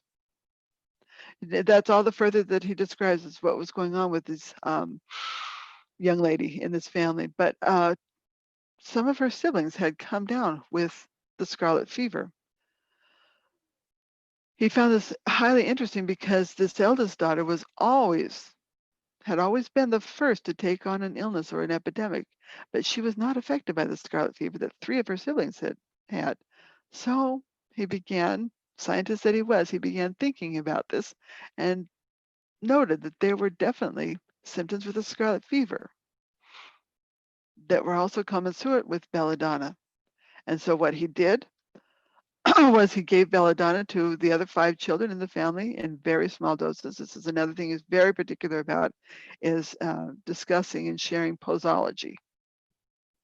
The dosing, very small amounts, and they all remained perfectly well without the slightest symptoms throughout the whole course of the epidemic, and amid the most virulent scarlatina emanations from their sisters who lay ill with the disease. He was very, very impressed with what he saw. He says, I reasoned thus, a remedy that is capable of quickly checking a disease in its onset must be its best preventive. Think about our law of similars. Something that can cause symptoms can also cure symptoms. Guess what? It can also prevent them. Here's Hahnemann's words right here, attesting to that. So homeoprophylaxis, a few more of Hahnemann's words that he shared about this. I love the phrase, educating the immune system. What is the purpose of disease? Okay, this educating the immune system is a short phrase that it was actually coined by Dr. Isaac Golden. But here's a few more words that Hahnemann shared as far as this Königslutter experience. He says, one of my chief aims is to excite a great interest in a subject of so much importance to humanity as this is.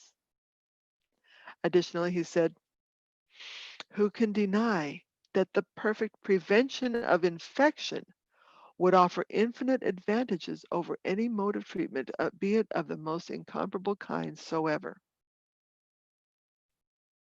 Again, these are the words from the master himself, Samuel Hahnemann, saying, basically we have, you may have heard of the American philosopher Benjamin Franklin, how he is attributed as saying, an ounce of prevention is worth a pound of cure.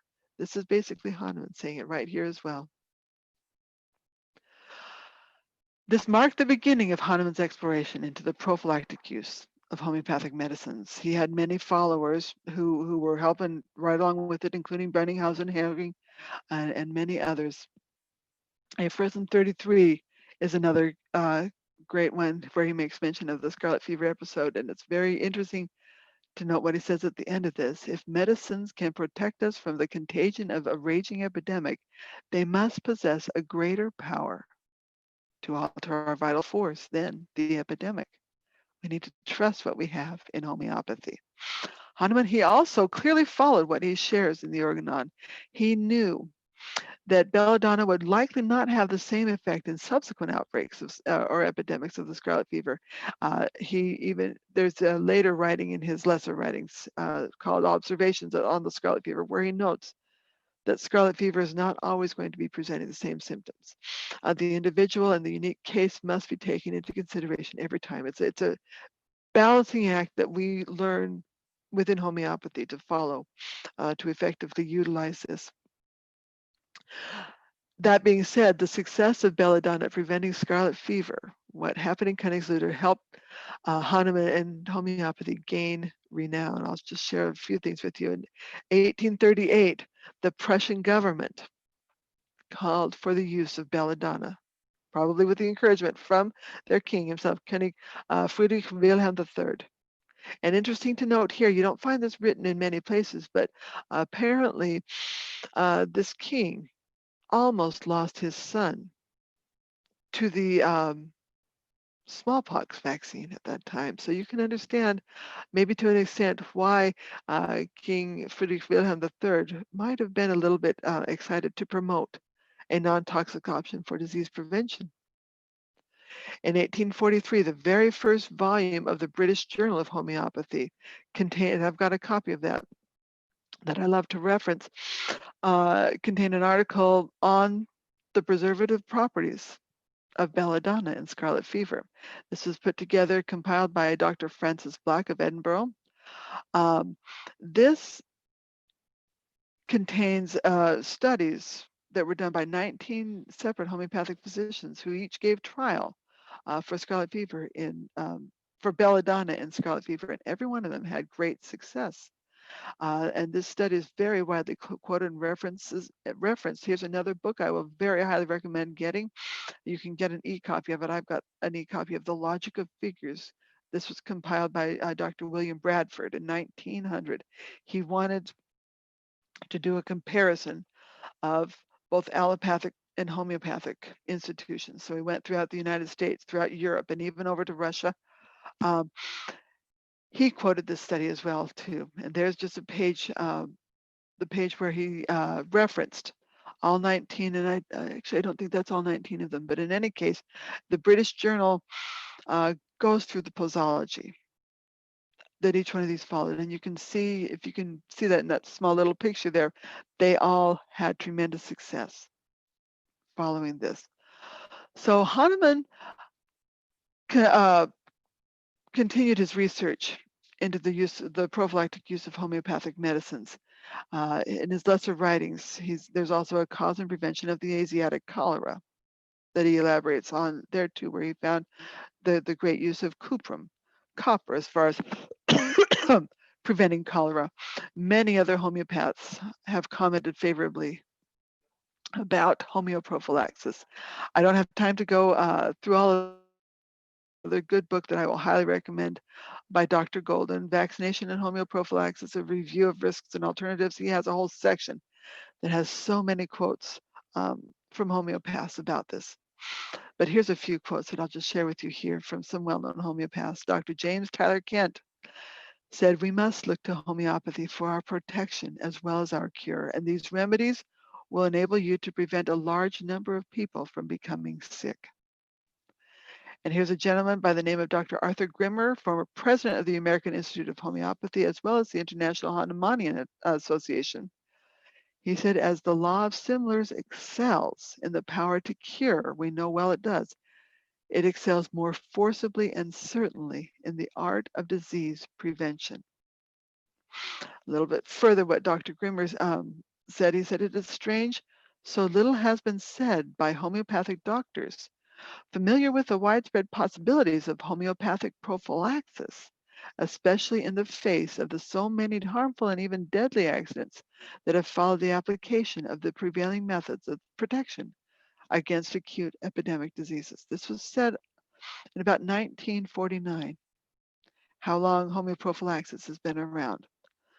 So with that in mind, let's look at homeoprophylaxis and homeopathy in epidemics and pandemics. Again, as you heard Dr. Manchanda speak, homeopathy is known today because of how well it works prophylactically as well as in epidemics and pandemics. Here's just a short chart that I've put together of just a few incidences of epidemics that took place throughout history. The first one there, of course, is the scarlet fever one that got Hahnemann going. The second one, 1813, the typhus fever, recorded in Germany. Well, it's recorded in Germany because guess what? Hahnemann got on top of that one. That was one that was thanks to Mr. Napoleon, how he barreled through Europe to get to Russia and then came back. He left typhus fever there. And you can see the mortality in the homeopathic institutions was only 2% compared to 30% in the allopathic institutions.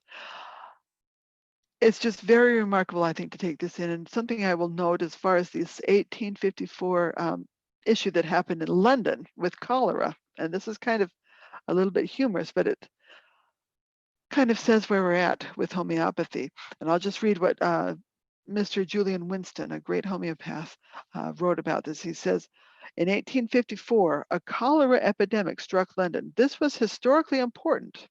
Good to note today. This was an historically important epidemic in that it was the first time the medical community was able to trace the outbreak to a source. In this case, it was a public water pump. Excuse me, when the pump was closed, the epidemic soon ceased. He says further, the House of Commons asked for a report about the various methods of treating the epidemic. When the report was issued, the homeopathic figures were not included. The House of Lords asked for an explanation, and it was admitted that if the homeopathic figures were to be included in the report, it would skew the results. The suppressed report revealed that under allopathic care, the mortality was 59.2%, while under homeopathic care, the mortality was only 9%. This is something we need to grasp hold of because homeopathy works this well. Okay, they were embarrassed about it back then, but it still is working this well today. More recently, you can consider the 1918 Spanish flu epidemic. We well know that, and I only picked out Pittsburgh to share with you where the mortality was 1.05%, whereas mortality in the allopathic hospitals was 30%. We need to grasp hold of this. We need to build on this. We need to share this because this is how it has always worked. We are in a very unique place today with homeopathy. We recognize as homeopaths, we recognize that there is a need to get sick. But this label disease is an allopathic thing. Okay, it's hard to. I have clients frequently ask me to help them with their diabetes, with their psoriasis, whatever it is. What I need to know, it's often helpful to have this for a starting point. But we've got to know and work on the unique symptoms. Hahnemann elucidated this, as I've already shared hundreds of years ago. The predominant thought governing medicine today, as you have gathered, I'm sure, is the rationalist, the materialist method. Okay, we've got to work with this. Much good has happened and is still being done today. When you think about, the fact that we can save babies that are born at just maybe 26, 28 weeks, when we look at the remarkable things that are done as far as surgeries, it's really amazing. A lot of good that is being done today. However, many not so good things are also happening. And I just picked out a few reasons why what's going on. The Hippocratic principles, first do no harm, being one of these. They're being shunned. They're being ignored. Holistic principles that have been working for thousands of years are being belittled. The prevailing thought, as far as the rationalist approach, is something must be defined to its smallest point before something can be done. It's fantastic that we have microbiology. I remember very well touring some of the homeopathic research facilities in Delhi and just noting how remarkable it is that even in homeopathy, we are looking at these small things right now. But at the same time, within homeopathy, to know the symptoms someone is presenting, that is the first and most important thing. Allopathic medicine, and I don't know that it's really as quote unquote bad in Delhi in India as it is here in the West, but I'll just share this with you. Allopathic medicine is telling us that we cannot say that we have a cure for an allopathically labeled condition or disease, that we are able to treat an allopathically labeled or conditioned disease, or that we can prevent an allopathically labeled or conditioned disease. However, homeopathic medicines have been successfully doing exactly this for symptoms these allopathically labeled diseases have been presenting for more than 200 years. We need to approach homeopathy today with great confidence. Why? Because of its history, because it is still doing it. It has always done it. It will continue to work this way. We need to be proud of what we're doing. We need to guard what we're doing. We need to expound on what we're doing. We need to let people know about how well homeopathy works. Further history of homeoprophylaxis is not really necessary to get into at this time. I will encourage you to look into it further. There are so many good resources on it. I will be happy to talk about it further another time too. But these are, I just want to make sure some ideas are presented to you to hold fast to. Basically, homeoprophylaxis, or HP, is designed to build or strengthen the vital force, and therewith educate the immune system. Why do we need to get sick? It strengthens us, it builds us, it helps us to learn what we need to know. One of the good people that I work with, he's a homeopath as well as a medical doctor, Dr. Harry van der Zee in the Netherlands. And he points out very clearly that diseases are educators. Disease-causing pathogens are teachers. They're there for a reason. We need to, of course, avoid as possible certain diseases, ones that can permanently damage, such as smallpox, such as polio, and that can kill, such as, I just picked out meningitis. That's a disease that can kill within 24 hours of contracting. So it's good to be able to avoid those, but we need to also always recognize the importance of disease. The conventional approach very shortly teaches us that we've got to avoid disease. We've got to avoid disease. Is that disease going to go away because we're avoiding it? Guess what? It's not. It's not. It's still going to be there. Unfortunately, and here in the United States, there's a real fear that's being promulgated regarding the coronavirus. I have been contacted by so many people, and the first thing that I tell them is you've got to let go of the fear. If your immune system is healthy, you're going to be, there's a 99% chance you're going to be fine. But it's very difficult. I don't live in India. I'm not there right now.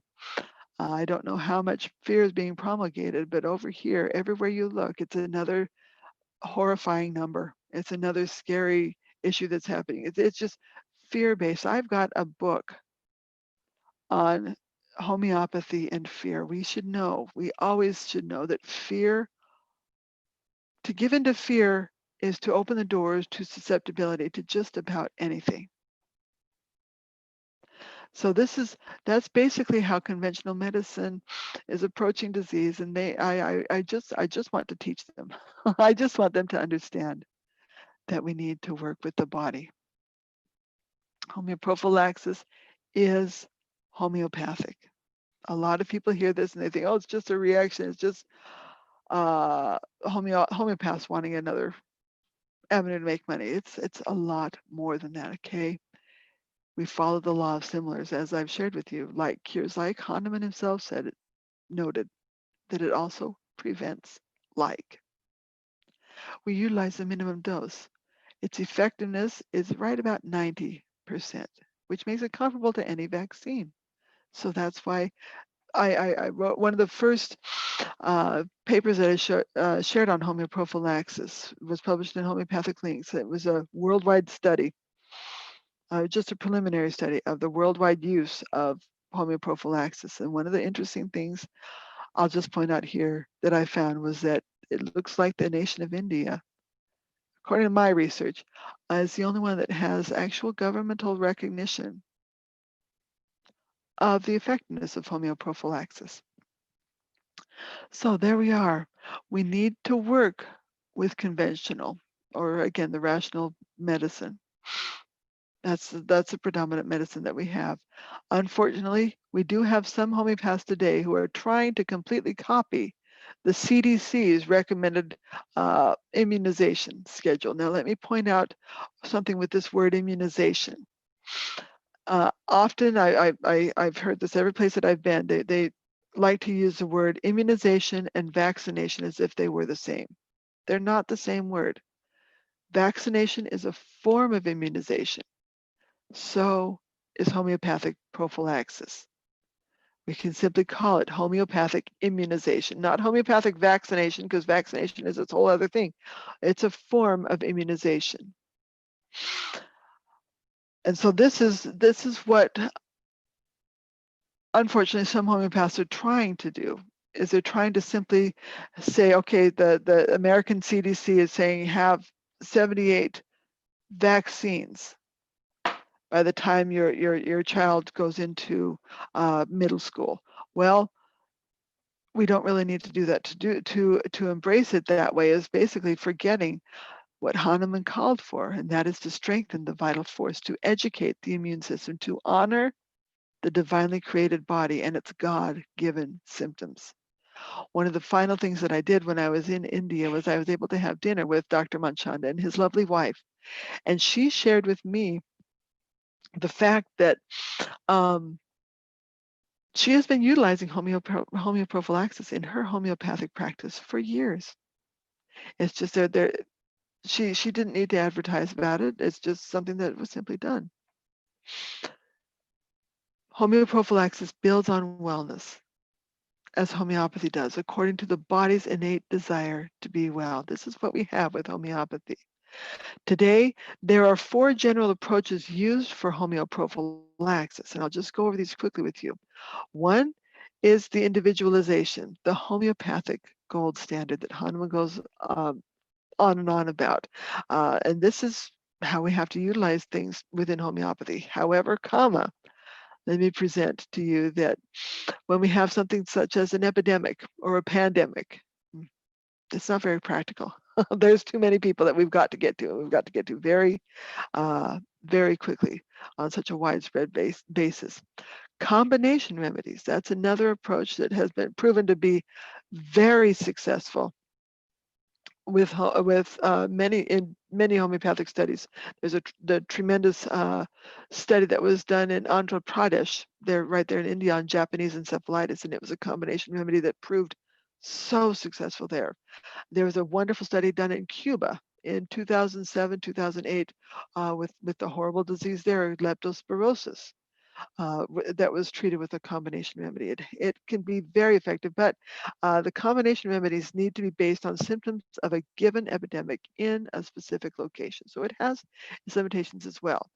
And then let's look at the genus epidemicus approach. Okay, this is also a very successful approach for homeoprophylaxis. One of the issues, though, with the genus epidemicus, where you find the unique symptoms that are being presented,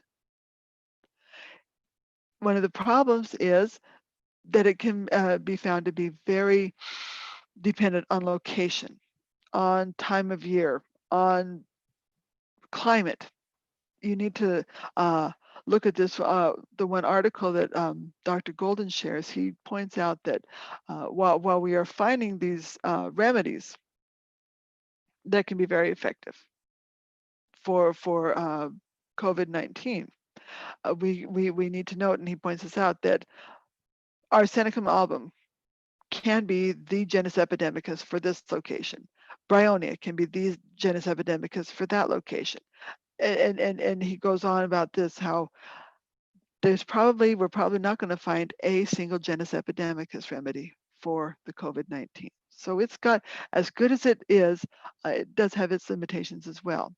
The fourth one I'll just quickly address is isopathy, nosodes, and simply the remedies. This one shows great promise because it tends to be a little bit similar to allopathic, the conventional approach. Isopathy are of course remedies made up from substances an individual produces because of a disease. Nosodes are the same thing, but it's kind of a more general thing. That a nosode is that wonderful word that Herring introduced to us, and also the use of remedies, because what did Hahnemann use for the scarlet fever? He used belladonna, and it worked. So those are the 4 general approaches, and here's just a few remedies that can be used and are used for homeoprophylaxis.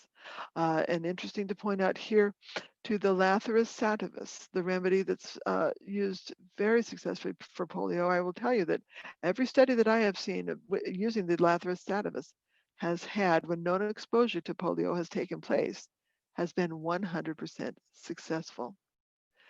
Okay, and interesting also to note as far as the malaria, the gnat myrrh is showing to be, and I consulted with Isaac Golden about this too, has been shown to be even more successful than the malaria nosode, because the malaria nosode can be disease specific. There's different strains of the disease, but the NAT-MER offers a more general prophylactic effect. And I'll just point this out to you as far as the tetanus. I live on a small farm. We've got many small animals, large ones too. We do have a horse, but there's a lot. We use leadum all the time as far as tetanus.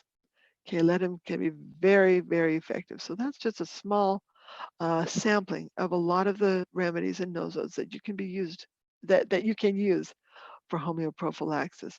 Know that there are many more. I help people travel around the world with homeoprophylaxis. And this is just a good sampling of what all is available to you. So just in closing, I will just let you know, again, knowing history helps us actually learn from it and improve where we are today so that humanity is therewith improved. I really hope that I've been able to present to you a good solid picture of the history that's behind not only homeoprophylaxis, but also behind how well homeopathy and homeopathic medicines have worked during epidemics and pandemics, and how well they will still work and will continue to work with the same thing. Again, hardly anything is actually proven. Almost everything is simply assumptions. The biggest error in every field of science is the fact that so-called knowledge is nothing more than a current theory or model of thought. We will change, we will learn, we will grow. Here are just a few of the references that I've used. And again, I'll be happy to share these with you. I'm sure it's going to be, I'll be told how I can get these to you.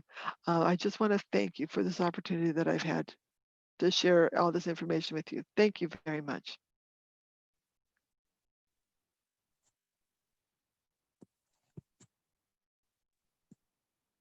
Thanks a lot, madam, for this wonderful, enlightening session on homeoprophylaxis. Surely, we are feeling like we have been made to search the roots of homeoprophylaxis and how it could benefit us at this situation. Of course, madam, you told us about the current going pandemic, the epidemic situation, and the wonderful idea you told us that the idea of the genus epidemic is that one medicine cannot be for the globe. We have the one medicine can be a genus epidemicus for a particular location. It was really very marvelous, madam. And also, I would like to quote the lines that you told us, that approach homeopathy today with great confidence because of its history. Of course, madam, this is a very enlightening and very inspirational word for us, for the new generation homeopaths who are grateful or blessed to learn from you, who are blessed to learn from our professors like Dr. Professor D.K. Sonkar sir, Professor Dr. A.K. Verma sir, Professor Dr. Amit Naik sir. They keep us helping us and telling us that how we need to improve ourselves and achieve the next heights of the medicine. Since in this pandemic, it has given us a chance, and all the homeopaths across the globe, they're working very hard day and night to find the strong solutions. And of course, this homeoprophylaxis is the only key we have right now, madam. Thanks a lot, madam. I would like to request a few words from, I would like to request few words from our Honorable Sir, Dr. D.K. Sonkar, sir, please. Sir, your mic is off, sir. Mic is muted, sir. Kindly unmute, sir. Mic. Yes, sir. Hello, listen to me. Yes, sir. Yes, sir. We can No listen doubt, to you, sir. absolutely right, sir. Very wonderful lecture from Kathy and others, my speakers. So very grateful, sir. We are proud to both of you. So many thanks to all of you, sir. Okay, thank you. Thank you. Thanks a lot, sir. I would also like to request some words from our Professor Dr. Amit Naik, sir.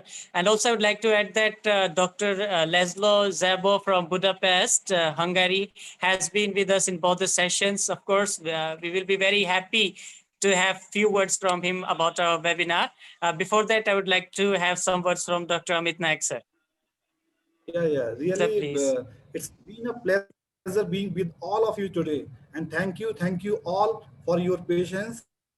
And I wish you all been an honor to be among such accomplished individual and to be able to present my perspective before you all. So thank you and good evening. And I would like to say in one word that tremendous, excellent, wonderful, and such type of information which you provided, really it was amazing, because nobody can say that the role of lateral sativa in case of polio, and no one can able to understand the role of chelidonium, because as a homeopath physician, we always think 3 or 4 medicine like a Lydian or many more medicine, but we can never concentrate medicine like a chelidonium for preventive measure in case of hepatitis, and China natramute in case of malaria, Cuprum metallicum in case of cholera, and Crotellus horridus in case of yellow fever, because we all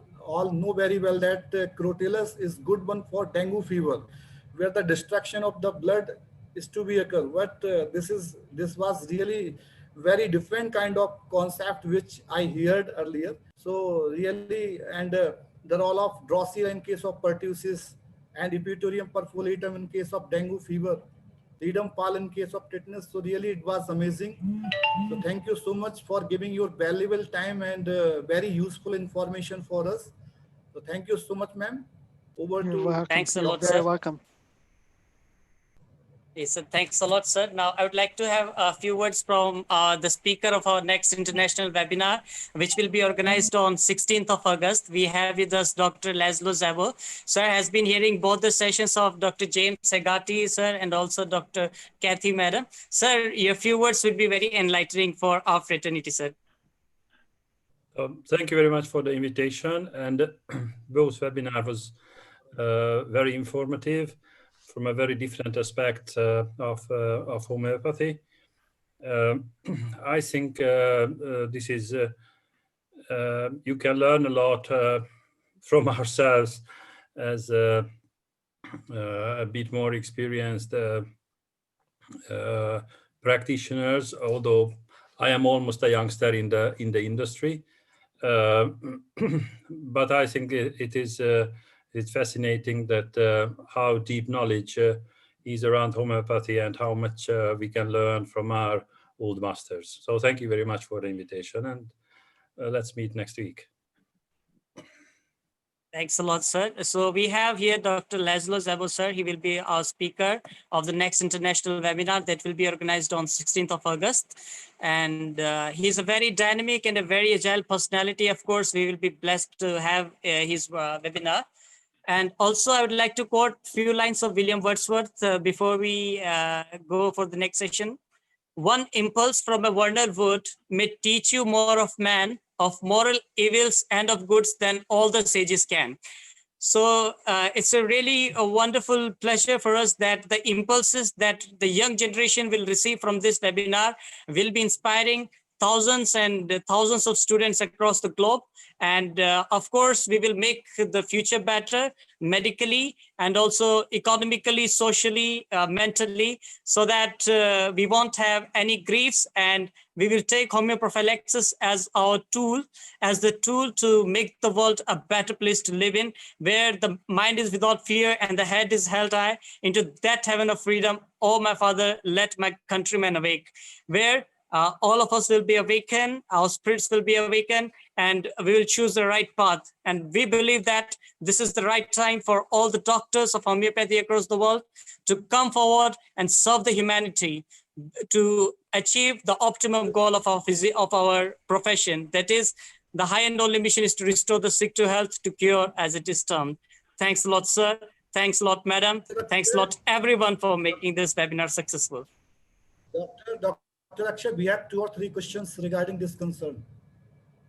Yes, sir. Yes, sir. Sure, we have sir. 2 or 3 questions. Dr. Kathy, yes, sir. So the first question is Dr. Monica Kathy asked that, does the prophylaxis for coronavirus differs from one country to another or one geographical area to another? That is something that Isaac Golden elucidates on specifically in his article, and I'm sure Dr. Sankaran as well too.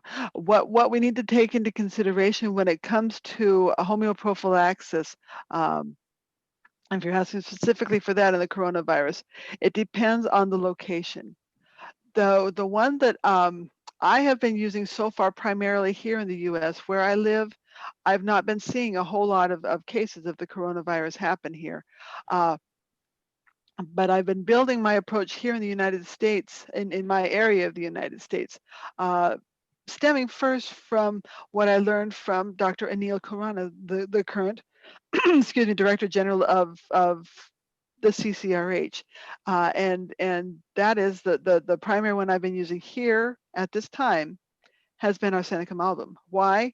Because of the fear base, how good arsenicum album is for fear. And that's the primary thing that we're receiving here in the United States is fear about this disease. It's not a dangerous disease, but my goodness, everybody is afraid of it. And they're so glad to be learning of a remedy that they could take for prevention for it. I do keep my eyes open as far as the symptoms that are being produced. And this is something Robin Murphy elucidates very, very well in the webinars that he's presented on that I shared about how similar it can be to pneumonia, the symptoms and everything, and all these. So it's very, very important to know the local symptoms that are being produced. It's going to be very difficult to find any single genus epidemicus remedy that will be good globally. It's going to depend on what's presenting on the local basis. And another question that how homeopathy work in case of encephalitis in newborn? How does homeopathy work in cases of encephalitis? For prevention or just for treating encephalitis?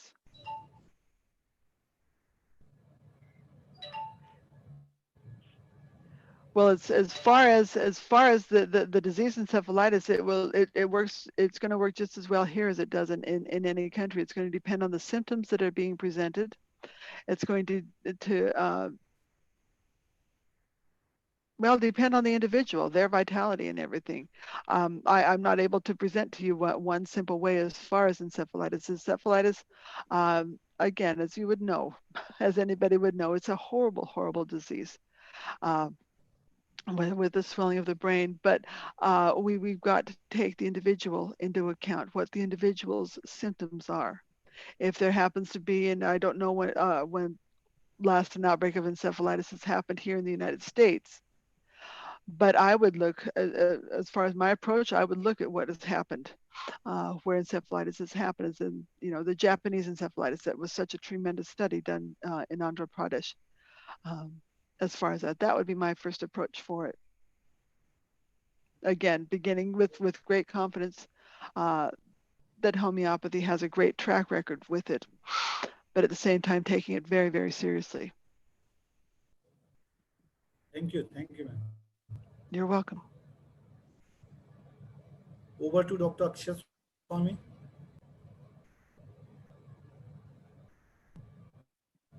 I hope he's not online. I hope he's not online, Akshay Swami. Yeah, I have come back. Actually, there was some serious network issue from my side. Okay, not an issue. Yeah, actually, right now I come back. So thanks a lot, sir.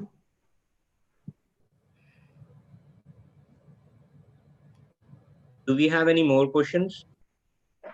No. So, sir, we have to play that video again, or we will just end it here like this? You can play the video again. It's you just have to start the voice. There is one option is there. Actually, some part of the video voice is not there. Afterwards, it will come. Okay.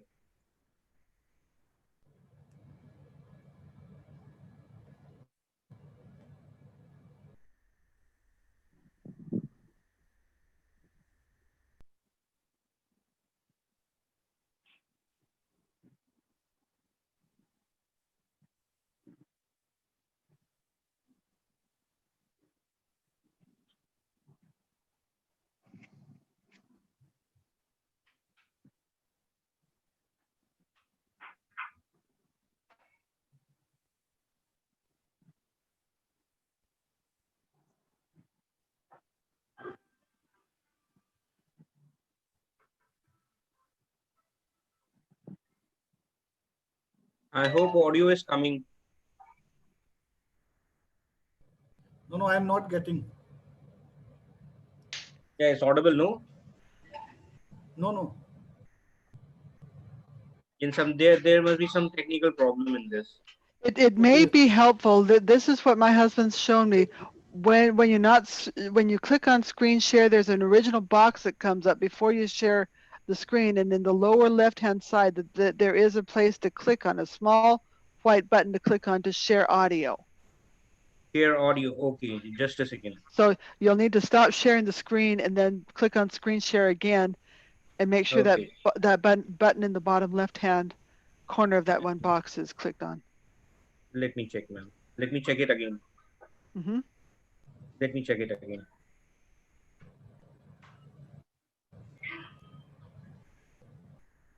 Share computer audio. Yes, ma'am. Yes, ma'am. It's there.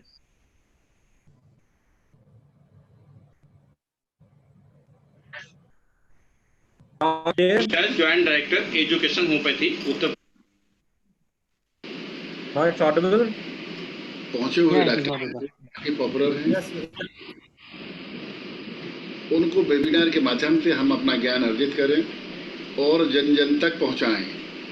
सभी homeopathic चिकित्सकों से आग्रह है कि अपने समय से 3:30 बजे यूट्यूब के माध्यम से सभी लोग कनेक्ट होकर के ज्ञान का अर्जन करें। और एंड फ्रेंड्स, मैं professor Vijay Pushkar, joint director education homoeopathy Uttar Pradesh से मैं बोल रहा हूँ। मैं आज नेशनल होम्योपैथी मेडिकल कॉलेज से पोस्ट ग्रेजुएशन कॉलेज जो है, ये इसके तत्वाधान में जो एक वेबिनार आयोजित किया जा रहा है, जो इंटरनेशनल वेबिनार है। इसमें बहुत रिनॉन्स पर्सन जो हमारे दो हैं, डॉक्टर जेम्स हेगार्डी जो homeopathy medicine for grief, and other हैं मिसेज कैथे में लेमन जो होम्योपैथी प्रोफाइलेक्सिस पे अपना स्पीच देंगी। और इसमें मैक्सिमम कई देश के लोग भी पार्टिसिपेट कर रहे हैं। ये बहुत अपॉर्चुनिटी हमारे देश के लिए है। जो हमारे देश में क्या जो होम्योपैथी विश्वविख्यात है, सबसे अच्छी चिकित्सा पद्धति है। इसमें ज़्यादा से ज़्यादा लोगों को, डॉक्टर्स को पार्टिसिपेट करें, जिससे इसका जनमानस का फ़ायदा हो। और इसके लिए बहुत बहुत ऑर्गेनाइजर को, मैं नेशनल कॉलेज के प्रोफेसर डॉक्टर अरविंद वर्मा को, जो कोऑर्डिनेटर प्रोफेसर अमित नायक को बहुत बहुत धन्यवाद देता हूं। इस प्रकार के कार्यक्रम हमेशा आयोजित किए जाने चाहिए, आयोजित होते रहें, जिससे मैं प्रोफेसर डॉक्टर डी.के. सोनकर, राजकीय national homoeopathy medical college and hospital Lucknow, PG coordinator. जैसा कि आज जो इंटरनेशनल वेबिनार हो रहा है, हमारे जो आज के स्पीकर हैं वो इंटरनेशनल स्पीकर हैं, काफ़ी रिनाउंड हैं, तो उनकी बातों को अच्छे से आप सुनें और अपने इस होम्योपैथिक विधा में उनके द्वारा बताए हुए निर्देशों का एवं दिए गए जानकारी का साझा करते हुए इसको होम्योपैथी में अप्लाई करें, जिस होम्योपैथी का जो है ज़्यादा से ज़्यादा उत्थान करें। थैंक यू, धन्यवाद। मैं प्रोफेसर डॉक्टर आर.सी. यादव, महासचिव प्रांतीय होम्योपैथी शिक्षक सेवा संघ उत्तर प्रदेश के समस्त होम्योपैथिक शिक्षकों चिकित्सकों की तरफ से आप सभी का अंतर्राष्ट्रीय वेबिनार में स्वागत करते हैं। आज का जो विषय चुना गया है, ग्रीफ रेमेडी। ग्रीफ यानी चिंता, दुख, ये बहुत ही कॉमन बीमारी है आज के डेट में, जिसका आज बहुत ही अच्छा विस्तृत वर्णन किया जाएगा, जिससे आप सभी को लाभ मिलेगा। साथ में पेंडेमिक डिजीज के बारे में भी आपको जानकारी दी जाएगी तथा कैसे इसका प्रिवेंशन और मेडिसिन का सिलेक्शन है, इसके बारे में बताया जाएगा। जो भी आज ज्ञान प्राप्त होगा, इससे शिक्षकों का ज्ञान एवं साथ साथ चिकित्सकों का ज्ञान वर्धन के अलावा उत्साहवर्धन भी होगा कि आज हम अंतर्राष्ट्रीय स्तर पर इस चीज़ को करने का प्रयास कर रहे हैं। और हम सब लोग इसके लिए पूरी राजकीय नेशनल होम्योपैथी कॉलेज की समस्त जो सेमिनार डॉक्टर अमित नायक जी के द्वारा state national homoeopathy medical college के द्वारा आयोजित किया जा रहा है, जो एक अंतर्राष्ट्रीय लेवल का है। इसमें जो भी टॉपिक रखे गए हैं, जैसा कि जानकारी मिली है और उसमें पढ़ा हुआ है प्रोफाइलेक्सिस एंड ग्रीफ पर जो भी हमारे विद्वान इस पर बोल रहे हैं, बहुत ही जो है हमारे सभी के लिए यूजफुल है, सभी के लिए बहुत अच्छा है। इसको सभी लोग सुने और अच्छे से इसको ध्यान करके देखें, सबके काम आएगा। बहुत ही अच्छा टॉपिक उन्होंने चुना हुआ है, इसके लिए मैं उनको अग्रिम बधाई देता हूँ और धन्यवाद देता हूँ। State national homeopathic medical college द्वारा जो वेबिनार किया जा रहा है वह इंटरनेशनल लेवल का है और इसमें रिनाउंड स्पीकर्स हैं। इसको सभी बच्चे और सभी लोगों को सुनने में का प्रयास करें और यह बहुत ही उपयोगी और लाभदायक रहेगा। धन्यवाद। Good afternoon, friends. I'm Dr. Rajul Singh on the behalf of State National Homeopathic Medical College, Lucknow. Welcomes you all for international webinar. We welcome our international famous speakers, Dr. Mrs. Kathy from US and Dr. James Segati from Ireland. So let's enjoy the teachings of our speakers. Thank you all. State national homeopathic medical college Lucknow द्वारा आयोजित अंतर्राष्ट्रीय webinar अंतर्राष्ट्रीय सम्मेलन जो homeopathic सम्मेलन हो रहा है, मैं सभी अपने जितने भी शिक्षक हैं, छात्र हैं, सभी से एक आग्रह करूँगा कि उस वेबिनार को सुने, क्योंकि हमारे जितने भी होम्योपैथिक मेडिसिन है वो सब मेंटल अप्रोच पे काम करती है। तो उसमें जो फिजिशियन है उनका मेंटल पे बहुत अच्छा वर्क है और जो दूसरे रिनाउंड फिजिशियन है वो होम्योपैथिक प्रोफाइलैक्सिस पे काम कर रहे हैं। तो मेरा सभी से निवेदन है कि आप उसको सुने और I, Dr. Anju Pawar, MD Scholar at State NHMC Lucknow, welcomes to our renowned international speaker Dr. James Segati sir and Dr. Kathy May Lemon ma'am and all our respected teachers and all the listeners present here. A very good afternoon and namaste to all of you. Today we are going to attend a webinar which is organized by State National Homeopathic Medical College, Lucknow, UP, India. We are very excited to attend this webinar which is based on two very interesting topics. One is homeopathic medicine for fear and grief by Dr. James Segati sir, and another one is homeoprophylaxis and homeopathic medicine in epidemic and pandemic disease by Dr. Kathy May Langham ma'am. We heard a lot about both of the speakers, and now we get a chance to enlighten us by both of them.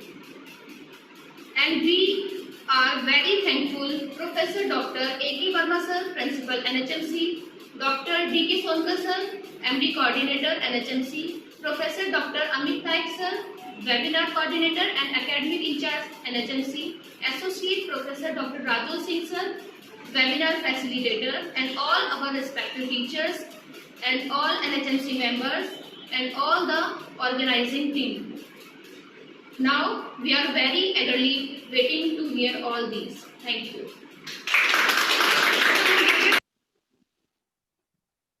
Yeah, sir.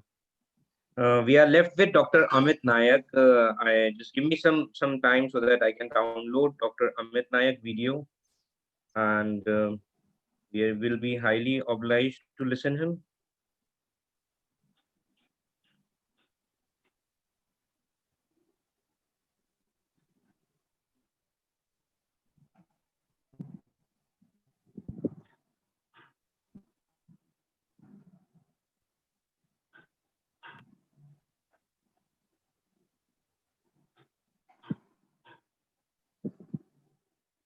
Just a second, sir.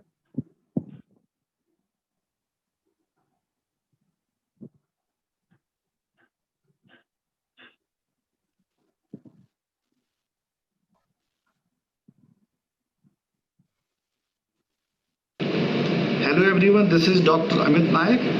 State National Homeopathic Medical College is going to present first international webinar on the topic of homeoprophylaxis and homeopathic medicines for grief. And you know, we have two renowned speakers, Dr. James Segati from Ireland and Mrs. Kathy May Lemon from United States of America.